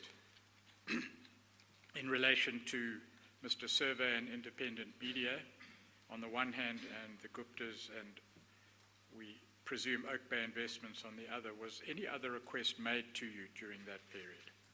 No, not that I can remember. Was any offer or any form of inducement made to you? None whatsoever. Let's move on to a slightly different topic, please, Minister. On the 12th of June 2018, you had occasion to address a letter to Mr. Floyd Shivambu, Minister of Parliament and a member of the Economic Freedom Fighters. You deal with that in paragraph 52. Indeed. May I refer you to the bundle at page 318.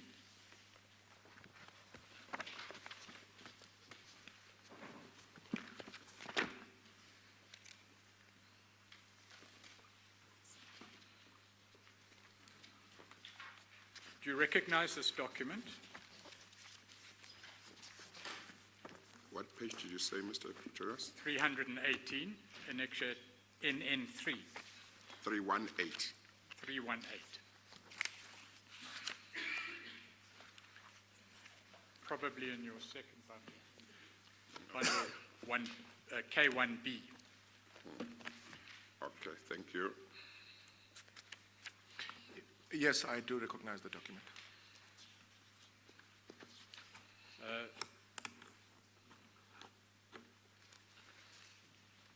On page 321, it appears that this letter is dated 12 June 2018.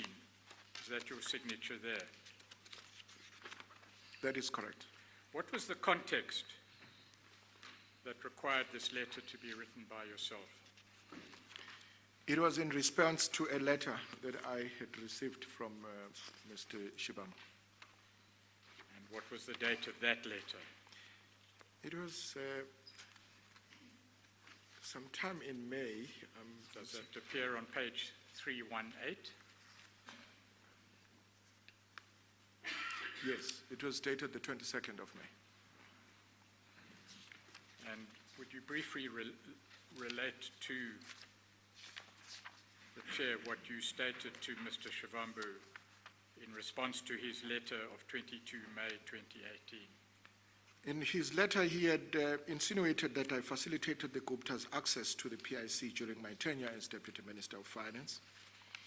I confirmed that I had met some members of the Gupta family during government functions, especially the dinner hosted by the President and the presentation of the State Nation, after the presentation of the State of the Nation address, and that on one of these occasions I was invited to tour the mid-rand offices because that was the content of his question as well, and that in both my role as Minister of Finance and my positions as Deputy Minister of Finance, I've been approached by numerous individuals and companies asking for my assistance in securing finance, especially from the PIC.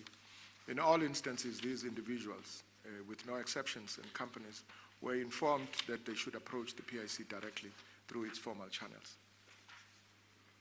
And is that the letter that we've just referred to at page 318? And that's the letter that we are referring to, because there were quite a number of questions and sub-questions as well.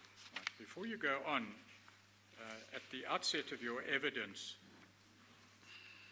we referred to a certain public statement issued on behalf of the Economic Freedom Front in relation to your evidence today, or the prospect of your evidence today. I'm not going to place that document on record until both the Commission and your own legal representatives have had a chance to interrogate that document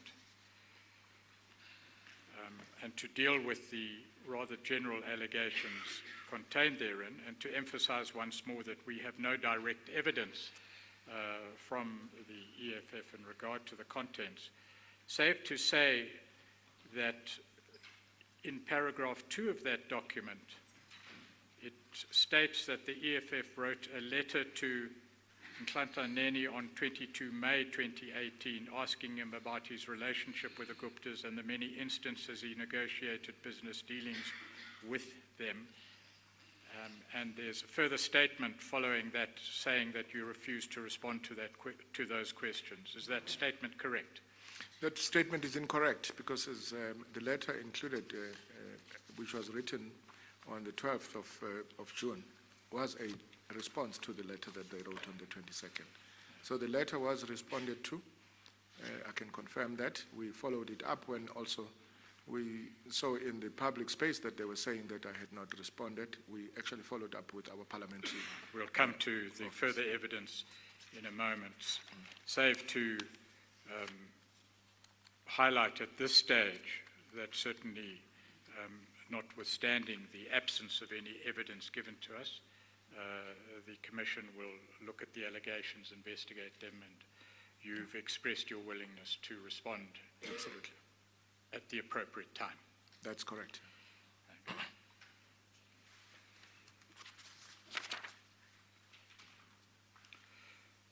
On 14 September 2018, did you receive another set of questions from Mr. Shivambu? Indeed, I did, which is now in the form of the parliamentary question, insinuating again that I had meetings with the Gupta family when I was Deputy Minister of Finance to discuss business dealings, and in particular in relation to PIC funding of the Gupta family. He further insinuates that I was contacted by the Gupta family when I was Minister of Finance to secure promises that I had made to them whilst I was Deputy Minister of Finance. I am yet to respond to the subsequent questions raised by Mr. Shibambu. However, I wish to confirm that other than what I've indicated above, I've never had any meetings with them to discuss their business funding from the PIC when I was Deputy Minister of Finance or when I was Minister of Finance, other than what I've stated above. We've dealt briefly with your official position as chair of PIC. Again, during what period did you occupy the position of chair of the Public Investment Corporation?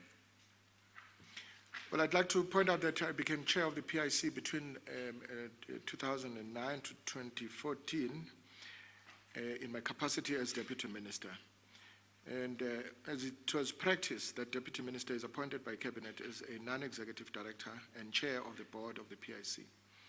And as is the practice with this role, I was not involved in decision-making except where a specific transaction would have had to be approved by the board. And that would be as per the delegation of authority transactions over a certain value. True. Do you ever recall approving a transaction in favor of the Guptas or a Gupta-related entity? No. But I must also just state that all investments approved by the PIC, as stated in paragraph 55, are made in terms of investment mandate and must fit the mandate. And approvals are also done in terms of the board-approved delegations of authority. And if the transaction had served on the board, I would have not been the one making a decision, if it did, but the collective board. And in relation to any allegation that might be made that you acted inappropriately with regard to any investments made by the PIC, what is your response? Again, I deny that I've ever acted inappropriately with regard to any investments made by the PIC.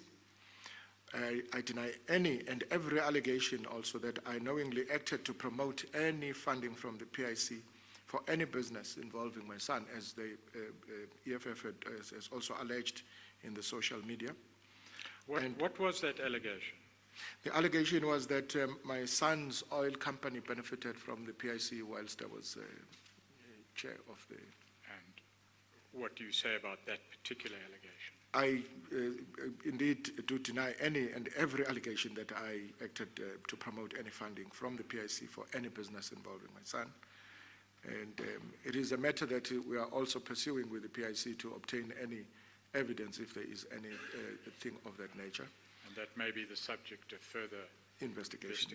Yes. And then, but we are convinced that again, this one is also baseless. But as you correctly pointed out, that these developments will have to be dealt with at the right time. You also refer to what you describe as fake WhatsApp messages. What was the import of those? Absolutely. It is in the same WhatsApp message where the EFF also alleges that my wife received foreign funds into her offshore account. Again, I reject with the contempt it deserves that fake WhatsApp messages alleging my wife has received any foreign funds in any account belonging to her. She does not have any foreign account and did not receive any funds from any foreign sources. Right. You've given general evidence in relation to Treasury, its integrity, attacks on its integrity and personnel. In relation to these particular incidents, were they, in your view, simply random attacks on yourself and your integrity, or do you place any more import on them than that? Well, whenever I was confronted with making any final decision on any request made to me by anybody, my practice is always to ensure that the department first provides me with advice and also that I approve requests that are within my legal and statutory powers. Yes, we understand that. My question, and perhaps it wasn't clear, do you have any comment to make about the origins of these accusations, why they should be made? I have absolutely no idea where they are coming from. I'm only just I find it interesting. What I find interesting is the timing of these allegations and the manner in which they are raised in the social media and not through the appropriate channels when we know that they are such. And in relation to the timing, what is significant? Well, the timing was, it was just a few days before my appearance before the commission. And I found it very interesting and strange that immediately, just a few days before my appearance, then they are beginning to surface. Yes, when the document from the Economic Freedom Front comes before the Commission in due course, certain motives do appear apparent, but let's deal with that in due course. In due course, yeah.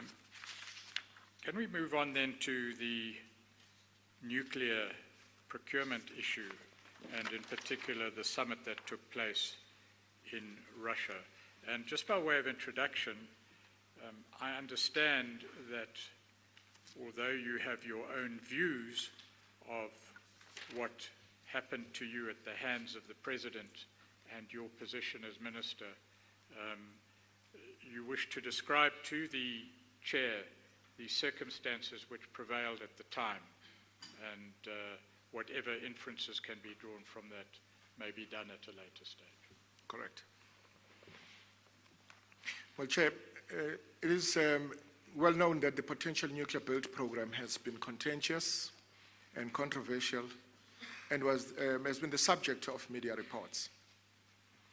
Preparations for the implementation of the nuclear build program began in 2011 with the Cabinet approval and subsequent promulgation of the Integrated Resource Plan, the IRP 2010, which provided for nuclear power to contribute an additional 9.6 gigawatts to the energy mix by 2030, with the first new plant coming online in 2023.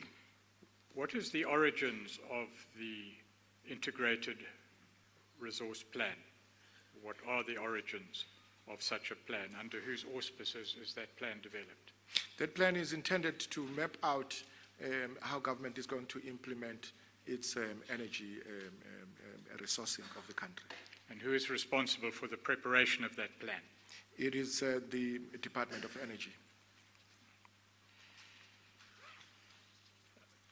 Then you describe the establishment of a particular committee in November 2011. What is that committee?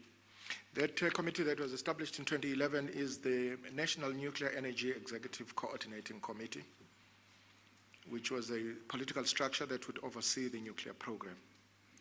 Was that a standing committee or was it a special purpose committee? It was a special purpose committee. At its inception, it was chaired by the then Deputy President, Mr. Nhlanhla, and later on by former President Zuma, who took over the chairing of this committee. In 2014, it was transformed into the Energy Security Cabinet Subcommittee, which was led by the President and included the then Minister of Energy, Mr. Ben Martens, and other relevant ministers. Were there subcommittees that were Indeed, relevant to this exercise? The Energy Security Cabinet Subcommittee was supported by a technical committee, the Nuclear Energy Technical Committee, which was headed by the Department of Energy. But underneath it were various technical committees from different departments. For instance, the Corporate Finance and Procurement Sub-Work Group, where the Treasury officials participated, had Treasury and Department of Public Enterprises as co-chairs. What was the relationship between the Department of Energy and Treasury in relation to the nuclear program? And I ask this question particularly because of what transpired later at a cabinet meeting on the 9th of December 2015. The two departments were supposed to consult each other, especially with regards to National Treasury's responsibility on the affordability and the feasibility of the implementation of the... We'll say a little more about that in due course, but did the Department of Energy provide Treasury with a feasibility study? Indeed, in December 2013, the Department of Energy provided Treasury with a draft feasibility study for the nuclear program. Treasury's response? And upon review of the Treasury's analysis of the draft feasibility study, it became apparent to me that regardless of the underlying policy rationale to develop nuclear energy capacity, the costs associated with it were astronomical. The envisaged 9.6 gigawatt nuclear new build program would have constituted the largest public investment program in South Africa's history, and relative to the size of the South African economy, would have been one of the largest public sector investments ever undertaken internationally. By that you mean undertaken by any other country? Absolutely.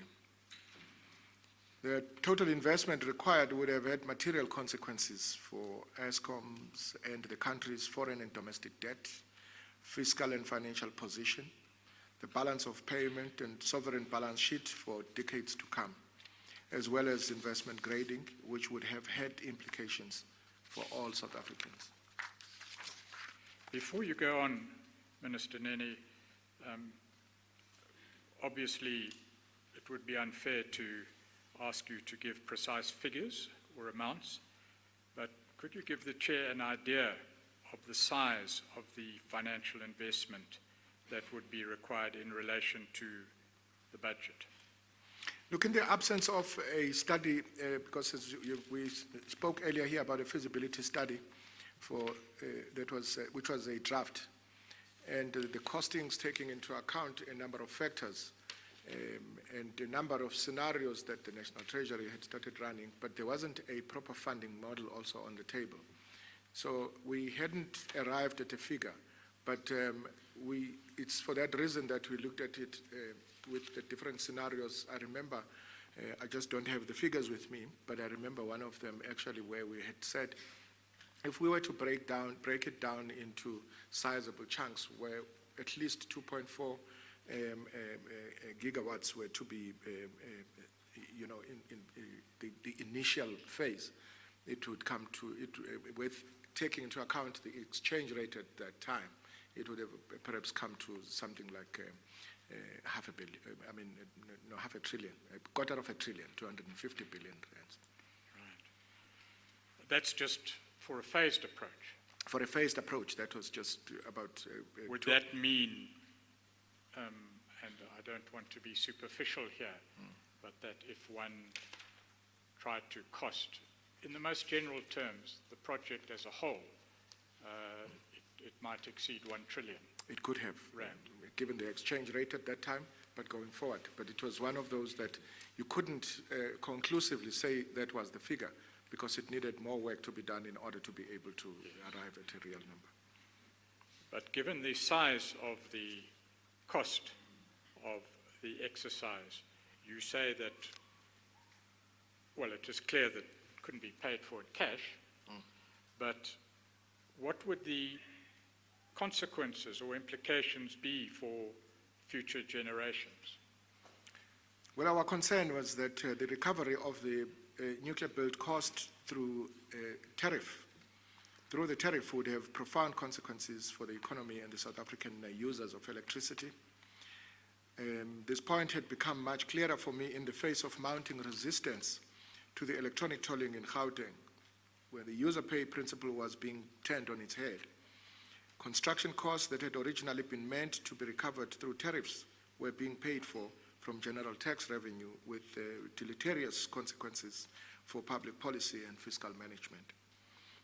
Yes, and you refer to consequences being there for decades. Correct. There would have been large risks associated with the nuclear build program. Global experience also, if I were to venture into that one, has shown that the large upfront capital investment, long construction period, and the complexity of nuclear projects means that nuclear power projects are especially sensitive to construction risks arising from delays and disruptions, cost overruns, and increases in financing costs. If these risks materialize, the increased costs are locked into the cost of electricity for the lifetime of the project.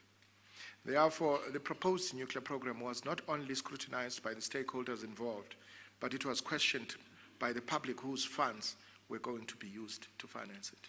These implications, did they place any burden on Treasury? Indeed, which meant that Treasury needed to carefully study the feasibility and fiscal affordability of the proposed nuclear project. The funding model was central to the determination of affordability. In other words, key issues were the fiscal affordability of the funding or guarantees to secure borrowing that would be required to finance the project, and the impact on the economy of the electricity tariff required to repay the debt used to finance the project. In the light of legal obligations of my position, I would ultimately have to approve on behalf of government the funding model based on its viability. Just to pause there, we may assume without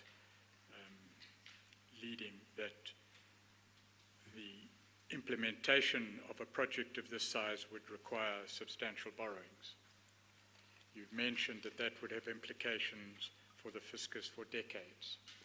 What would the funding of the project have meant for other government functions and responsibilities? Well, it would have implications without a doubt. Because when you have a major project of this nature, the impact actually does filter to other departments as well, in terms of either crowding out some of the expenditure that otherwise would have gone to other government expenditure. And as you've testified to, the experience of relying on self-funding models has not turned out to be a reliable method of funding. Absolutely. I make an example of the Gauteng Freeway Improvement Project with e-tolls, where there was a revolt and the public not being keen to pay for the roads that had already been constructed with major risks to the fiscus.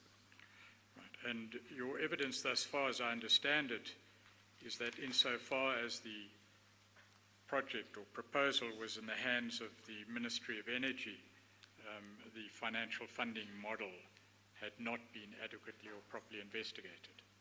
Indeed. Yes. What happened then on the 22nd of September 2014? Well, on the 22nd of September 2014, we were informed that the new Minister of Energy, because remember the former minister was Minister Ben Martens, Minister of Energy was now Ms. Jumelt Peterson, who announced that Russia and South Africa had signed an intergovernmental framework agreement. This agreement laid the foundation for a nuclear build program or procurement. And then in June 2015? The Minister tabled in Parliament, the Minister of Energy tabled in Parliament 5 intergovernmental nuclear cooperation agreements that had been concluded with a number of countries: the Russian Federation, France and the People's Republic of China, and the United States of America and South Korea for approval. Right. These are attached as and annexed as NN4. Just to make sure the page number. The page is 322, is 322 through to, I think, 420. We know, and I presume you're aware of litigation in respect of these agreements in the Cape Provincial Division. Yes, I do. And the result was, I understand, that at least to an extent the agreements were set aside. Absolutely. Yes. We needn't go into that for the moment. But you refer in paragraph 69 to a cabinet decision. What was that decision? Cabinet took a decision that amongst others required the Minister of Energy, in consultation with the Minister of Finance and the coordinating committee I spoke about of the National Nuclear Energy Coordinating Committee, as a matter of urgency to present a memorandum to Cabinet dealing with the financial implications, proposed funding model, risk mitigation strategies for the nuclear new build program, and the contributions by countries as contained in the intergovernmental agreements. We now get to the BRICS summit, which took place in Russia during July 2015. Would you describe your participation in the summit as you do in paragraph 70? Well, shortly after this incident where we were supposed to do this with the Department of Energy, the annual diplomatic summit of heads of state or governments of the BRICS member states summit was scheduled to take place from the 8th to the 9th of July 2015 in Ufa, Russia.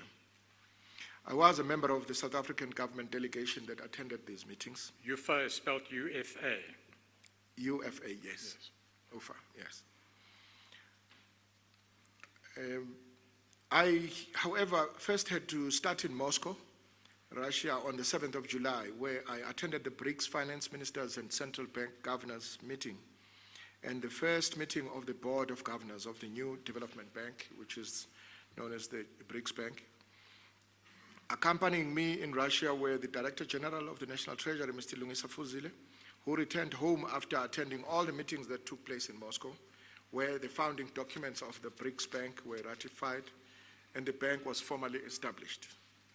I continued to Ufa with the Deputy Director General, Ms. Mahoshi Petlalecheta, who proceeded with the delegation to Ufa, and Mr. Malan Khaswent, who is the Chief of Staff in my office. In Ufa, I, together with other ministers, attended a briefing meeting with former President Zuma on the 8th of July 2015. The intention was to brief Mr. Zuma on the summit and his forthcoming one-on-one meeting with President Putin of Russia. What was the practice in relation to your role at such a summit and the need to brief the President? Well, the President had to be briefed on a number of things, including agreements. For instance, in this instance, as we had just concluded the establishment of the bank. All of that information needed to be given to the President so that the President is aware of those things, because this heads of state summit is mainly for heads of state. Our contribution is a supportive role. Matters of some importance, I presume. Absolutely. Rather than deal with these matters, the former President chose to deal with the issue of nuclear procurement. Indeed, President Zuma proceeded to discuss the issue of nuclear procurement in South Africa.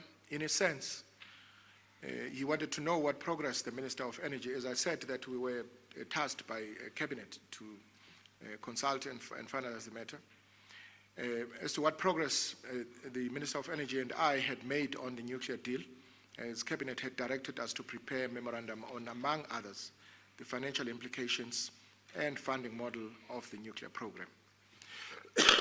Excuse me. How did you respond? I indicated to the President that the absence of details regarding the proposed financing of the project made it difficult to make progress with the memorandum. I was also surprised that the Treasury officials were not allowed in the meeting, even though the Director General of the Department of International Relations and Cooperation What was the tone of the meeting?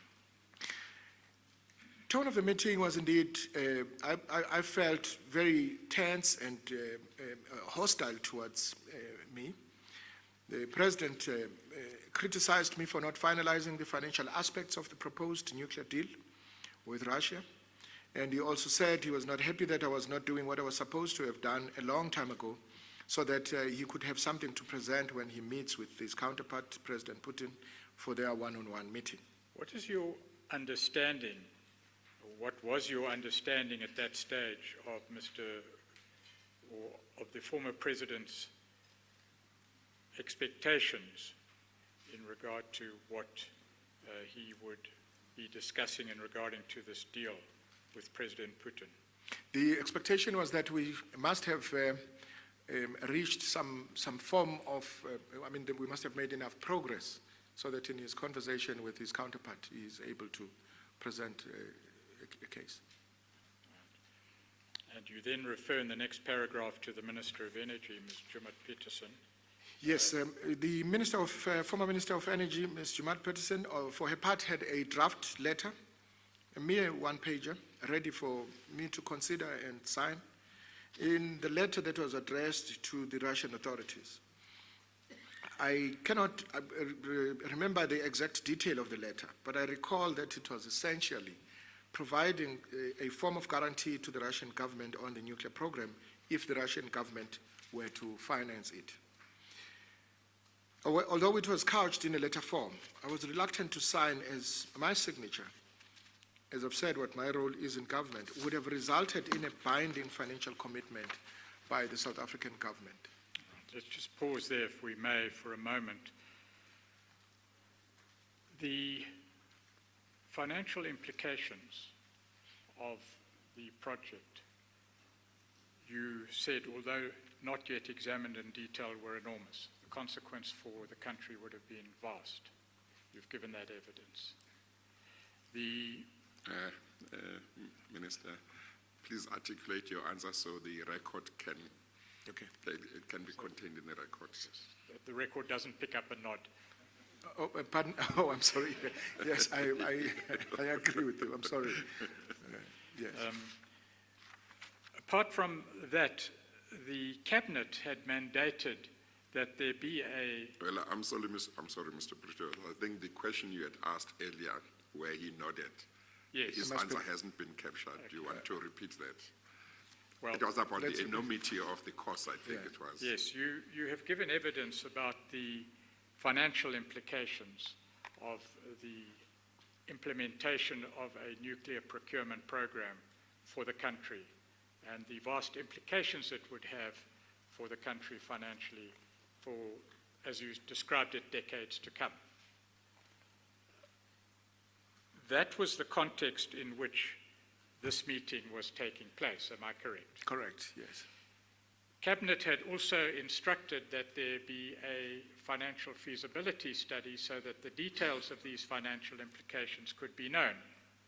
That's correct, yes. Had this work been done by the time you and Ms. Jumat Peterson were present in this meeting with the former president?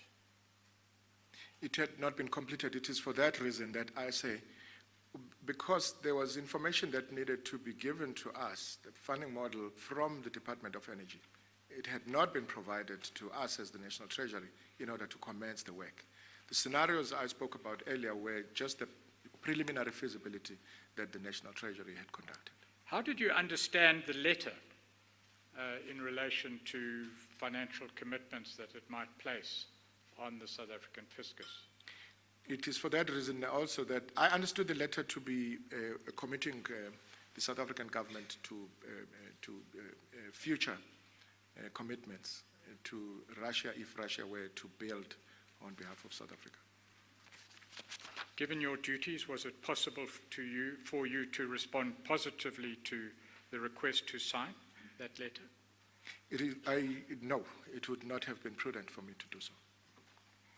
Well, would it have been legal for you to do so? Without following due process, no.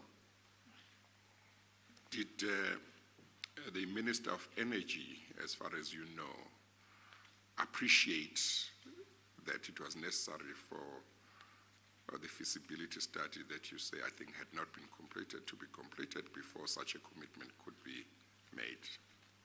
I think she did appreciate, but I think she also felt under pressure to conclude, to have the matter concluded. And I felt that the letter was not the correct approach also of dealing with matters of this nature. And you have said that if you had signed that letter, that would have committed the government of South Africa to,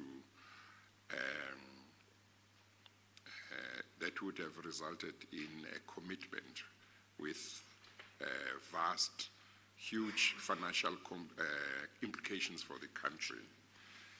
You say she also would have appreciated that. I expected her to appreciate that. Now, the pressure that you say you think she was under also came from whom or from where? The pressure came from, I think for both of us, came from the former president, Mr. Zuma. Thank you. What was your response to Minister Jumat Peterson when requested to sign this letter? My response was that I would not append my signature, but if she wants to sign the letter, she must go ahead, but purely, alone, and I cautioned that whatever she ultimately signs should not have any financial commitments. Let me just follow up on the questions I asked earlier. As at that time, were you satisfied that the president himself appreciated the financial implications for the country if that commitment was made? I don't think the president appreciated the actual financial implications because nothing had been presented. But I felt that maybe the issues of financial implications were secondary to him rather than an agreement.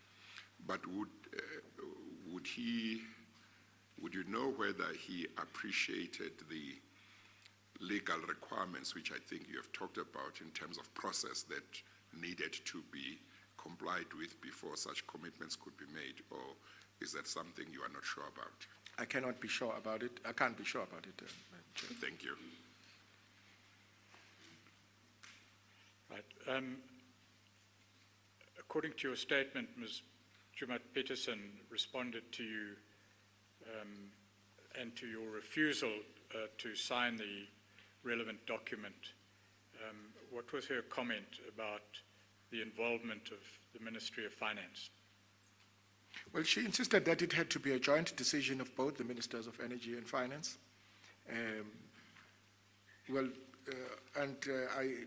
She was not satisfied with my response, but agreed to revise the letter. Because I said she must revise the letter so that it is purely a letter from the Department of Energy, which only deals, as the other agreements might have been signed, which had nothing to do with the financial implications. And would not have financial commitments, as you say. Yes. What happened after that meeting? Well, I took a break with the officials that I was traveling with and briefed them on the meeting and my refusal to sign the letter presented to me by the Minister of Energy. And after that, if I may proceed. Yes, please. And after that, about an hour later, the Minister of Energy brought a revised letter to me. And after reading it, I recall concluding that the fiscal and financial implications still remained. I rejected the letter again. What was her response? Pardon? What was her response to your rejection of the letter? Well, she was concerned about what she is now going to present to the president. And I then, because given my refusal to sign, I told her that I don't know what she should say, but I wouldn't sign without seeing and approving the funding model as duly required by Cabinet and without the necessary process being followed for such a big project. She left and I was not presented with any further version of the letter. Given your interactions with Minister Jumat Peterson at that stage, what was your impression of any anxiety that she may have had or any pressure that she might have felt in relation to having to report back your refusal to the former president? I could see she really wanted to give a positive response to the president, but it was unfortunate that if that response would be carrying financial implications, I was not in a position to assist her. What were the consequences then of your refusal to sign that letter and the revised letter? Well, as a result of my refusal to sign the letter, it was clear that I was seen as a person standing in the way of this nuclear deal. I was accused of insubordination, not only by the president, but by some of my colleagues. Were those words directly used? Pardon? The word insubordination, is that a direct quote? Not directly, but that it was inferred. Words to that effect? Yes. Yes. And I recall that the attitude of some of my colleagues also, particularly the Minister of International Relations, Minister Maite Mashabane, and the Minister of State Security, Minister David Mashobo, the attitude was very hostile, and they actually wanted me to sign and felt that it was not right that the issues on the nuclear deal had not been finalized. What was your response to them in turn? What was your attitude to their attitude? Look, I stood my ground because I knew it was correct for me not to append my signature if the due processes had not been followed. Sorry, Minister, if you go back to paragraph 76 with regard to the reference to insubordination, so would it be more accurate to read that sentence, which is the second sentence of paragraph 76, to read it to say, I was accused of, in effect, insubordination, because as I understand it, they didn't use the word insubordination, but that's what you inferred. Correct. I would accept that. Okay, thank you. You were dealing with the statement at paragraph 77, Minister Nene, in relation to your own attitude to the response of your colleagues, or at least certain of your colleagues. Yes, I think my colleagues, with respect, failed to understand the implications of my signature on the document. That is, concurrence in my capacity as Minister of Finance to commitments which would have been binding on the South African government.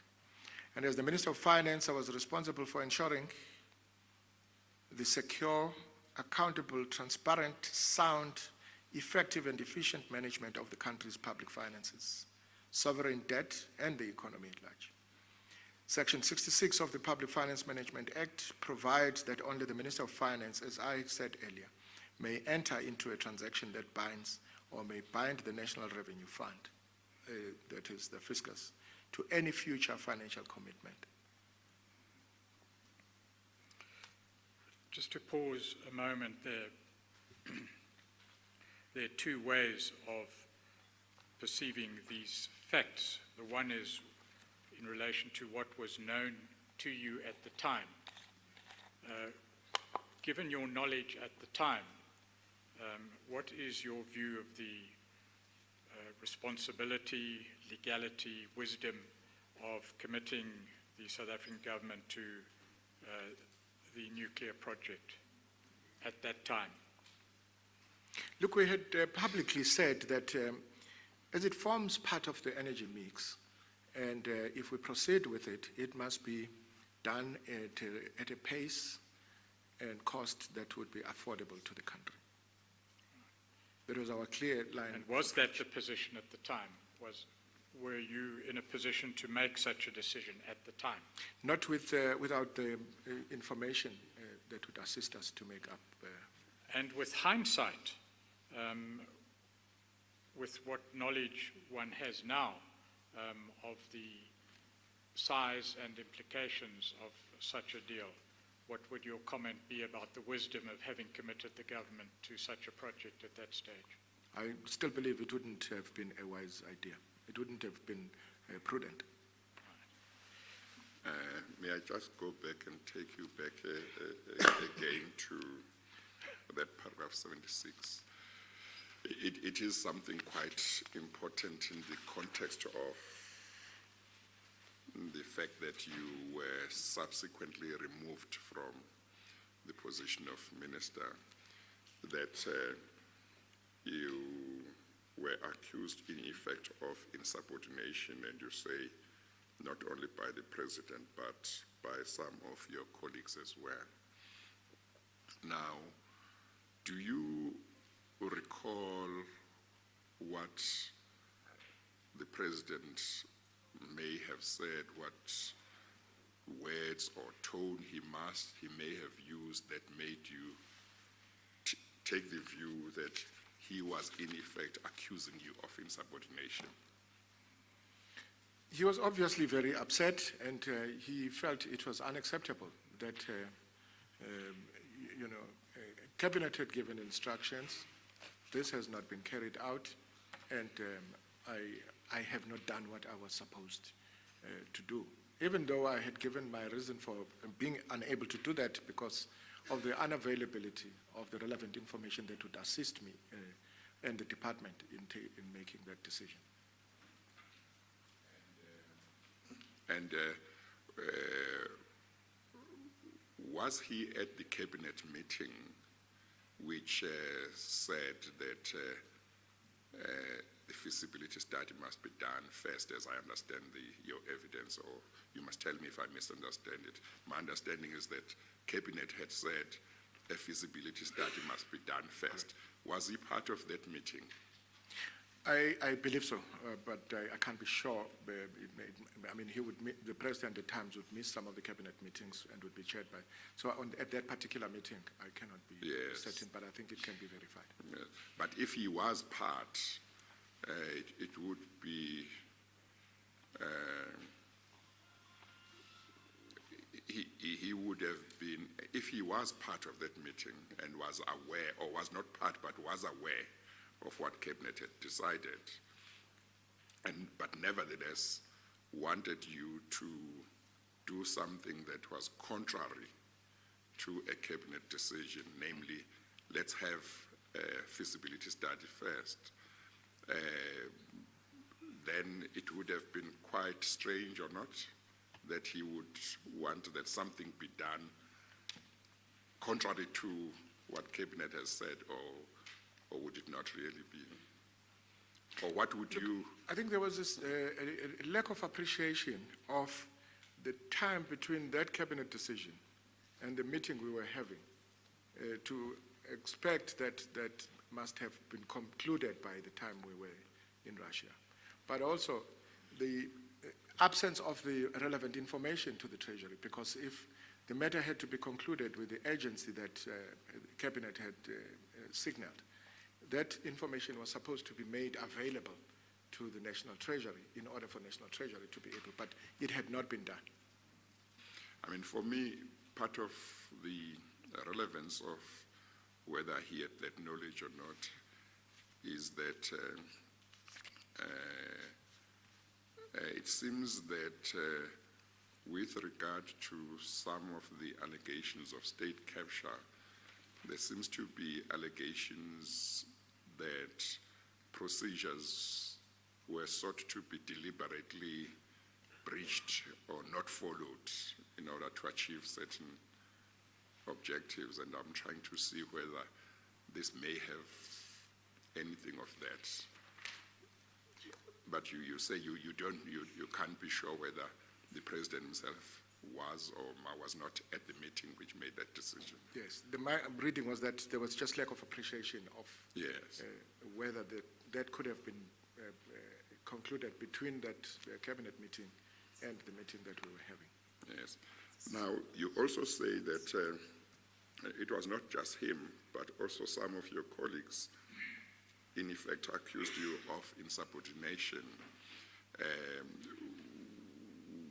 Would you remember whether these would be, or some of them at least, would be colleagues who had been party to this cabinet decision, but nevertheless who saw you as being insubordinate for insisting on compliance with what cabinet had said before a decision could be made? Those ministers must have probably been part of that decision themselves. Yes. But again, like I was saying, I'm saying, Deputy Chief Justice, was that what I found strange was the lack of appreciation of the work that needed to be done, and the fact that it was almost like it is only the Minister of Finance who has not discharged his responsibility, and yet the relevant information that was supposed to come from the Department of Energy had not come forth. But the Department of Energy was not under the same attack and pressure to provide such. It was almost like it's only National Treasury or the Minister of Finance that is standing in the way. Well, that might be interesting in the context of part of the evidence that this commission had from Mr. Jonas, namely that during a certain period, there seemed to be a certain level of hostility in cabinet towards treasury. That's true. Is that something you are able to confirm? That is very true, Yes. Chair. And what you have just told us, namely a different attitude towards treasury and a different attitude towards the Department of Energy, could it have been part of that hostility? That is correct. Thank you. Minister Nene, at paragraph 77, you were explaining to the Chair your response to the attitude of those of your colleagues who felt that you should have progressed the nuclear deal. Would you just deal with the response that you had to your colleagues and their understanding of the implications of what you had been requested to do by the President? Well, I tried to explain exactly that my refusal was not a sign of being arrogant or refusal to do what one is supposed to do, but bound by the legislation, but also with the understanding of what the implications might be. I'm not in a position to do that. What were your responsibilities as Minister of Finance in such a situation? As I said earlier, it was responsible for ensuring that the secure, accountable, transparent, sound and effective and efficient management of the country's public finances, sovereign debt and the economy. And in terms of the PFMA, which provides that it's the Minister of Finance, so I would have taken responsibility if I had appended my signature. Did you address the former President directly in relation to your understanding that you were required to sign that letter? I did tell the President in the meeting that I could not sign the letter without having first interrogated the financial and fiscal implications and the proposed funding model, which was in line with my statutory mandate, as well as the recent cabinet decision of ensuring sound management, not only of government's finances, but also those of the institutions governed by the Public Finance Management Act. Did you get the impression in that meeting that the former President understood or accepted that you had these responsibilities? Look, it was a very tense meeting. It ended with us just being instructed with the Minister to go and find a solution, which we didn't find. But what did he say in response to you telling him, I have statutory obligations, I can't do this until certain things have been done? Assuming he might not have known before you told him that you were acting in the manner in which you were acting because of legal obligations, now you had told him, did his attitude change in any way towards your conduct? Look, the manner in which the meeting was concluded meant that the two of us, Minister of Energy and myself, just needed to go out and find a solution so that the President is fully appraised of what response to give to his counterpart. I would say the meeting actually ended in an impasse where it was just said, you go and find a solution to the matter. Thank you. You refer in paragraph 79 to certain discussions that you had with your counterparts in the Russian ministry. Would you tell the Chair about that exchange, please? Indeed, whilst still in Ufa, I asked my counterpart, the Russian finance minister, Mr. Silvanov, and his deputy, Mr. Sergei Shatelov, whether they were aware of this nuclear deal and what exactly our countries were talking about. The deputy minister, who speaks English, because the minister does not speak good English, you have to speak through the interpreter, is the one who responded that although they had heard of such discussions, they had no real idea what it was about and were not involved in the discussions. This surprised me, because if I were to sign anything that had financial commitments from the Russian government, I would have expected my counterparts not only to be aware, but to play a role. Had you had any warning from the Ministry of Energy or from the Presidency that you would be requested to sign this letter at the BRICS summit in Russia? No, I had not been forwarded. And it is clear that, from your evidence at least, that your Russian counterparts were very much in the same position. Indeed.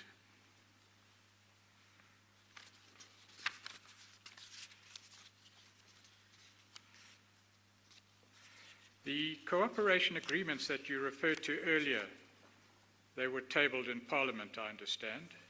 Correct. And you refer to parliamentary questions that were asked as a result. Would you tell the Chair about those? Well, we were repeatedly asked through parliamentary questions and the media whether the Treasury was consulted on the financing options for the nuclear build program and its fiscal and financial feasibility prior to these agreements being concluded. Generally, I responded to such questions by indicating that nuclear would be a substantial financial commitment and that government was undertaking a careful and thorough analysis of financing options and considering the costs, benefits, and risks of building additional nuclear power stations to ensure the affordability and long-term sustainability of the fiscus and financial soundness of the state-owned entity, which was tasked with undertaking such a program. You say in the next paragraph that you knew from Mr. Zuma's treatment, as you refer to him, of you in Russia, that he was very unhappy with your refusal to sign the draft letter. Is that perhaps an understatement? It is correct. It was also confirmed to me in a conversation with the Deputy Minister of Finance, Mr. Mcebisi Jonas, after my return from Russia. I received a call from him about 2 weeks after returning from Russia, and I remember that it was the day of an ANC Lekgotla held towards the end of July 2015. He told me that he had been called to a meeting with Mr. Zuma, in which Mr. Zuma expressed dissatisfaction with me, particularly the stance I took on the nuclear procurement process in UFA, and my refusal to sign the draft letter presented by Ms. Jumat Petersen. This confirmed what I already knew. What did you do thereafter? I'm sorry, Mr. Pretorius. Minister, you might not have picked this up, or you may have picked it up. I just want to make sure you understood. Mr. Pretorius' question that you have just responded to was whether what you say in the first sentence of paragraph 81 is an understatement. You responded by saying this was confirmed, or yes, this was confirmed. I know that you were reading from the second sentence of the paragraph. Yes. But I don't know whether you meant to confirm that first sentence is an understatement or not. Well, understatement in that it's just unhappiness, which could be more than unhappiness. And okay. No, I just wanted to make sure that Yeah.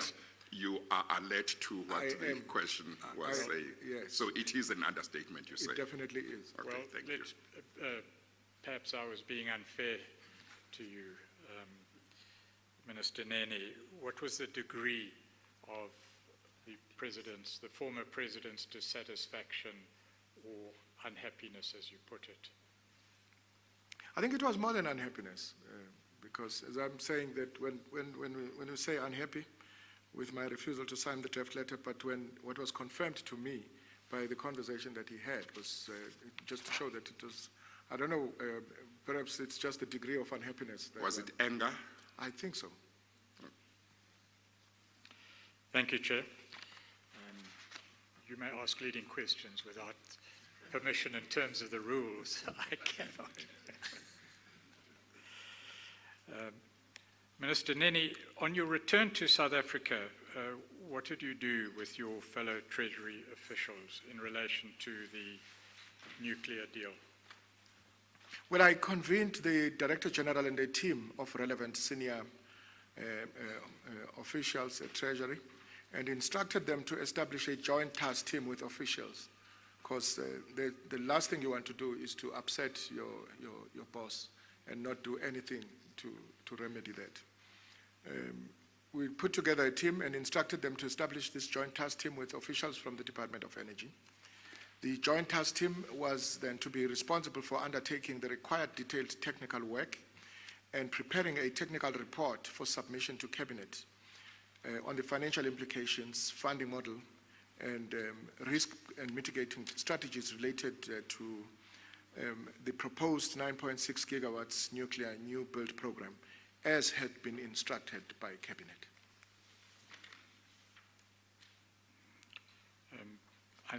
I'm told that it's almost 1 o'clock. The next topic will take more than a few minutes, and may we therefore adjourn. We'll take the lunch adjournment and we shall resume at 2 o'clock.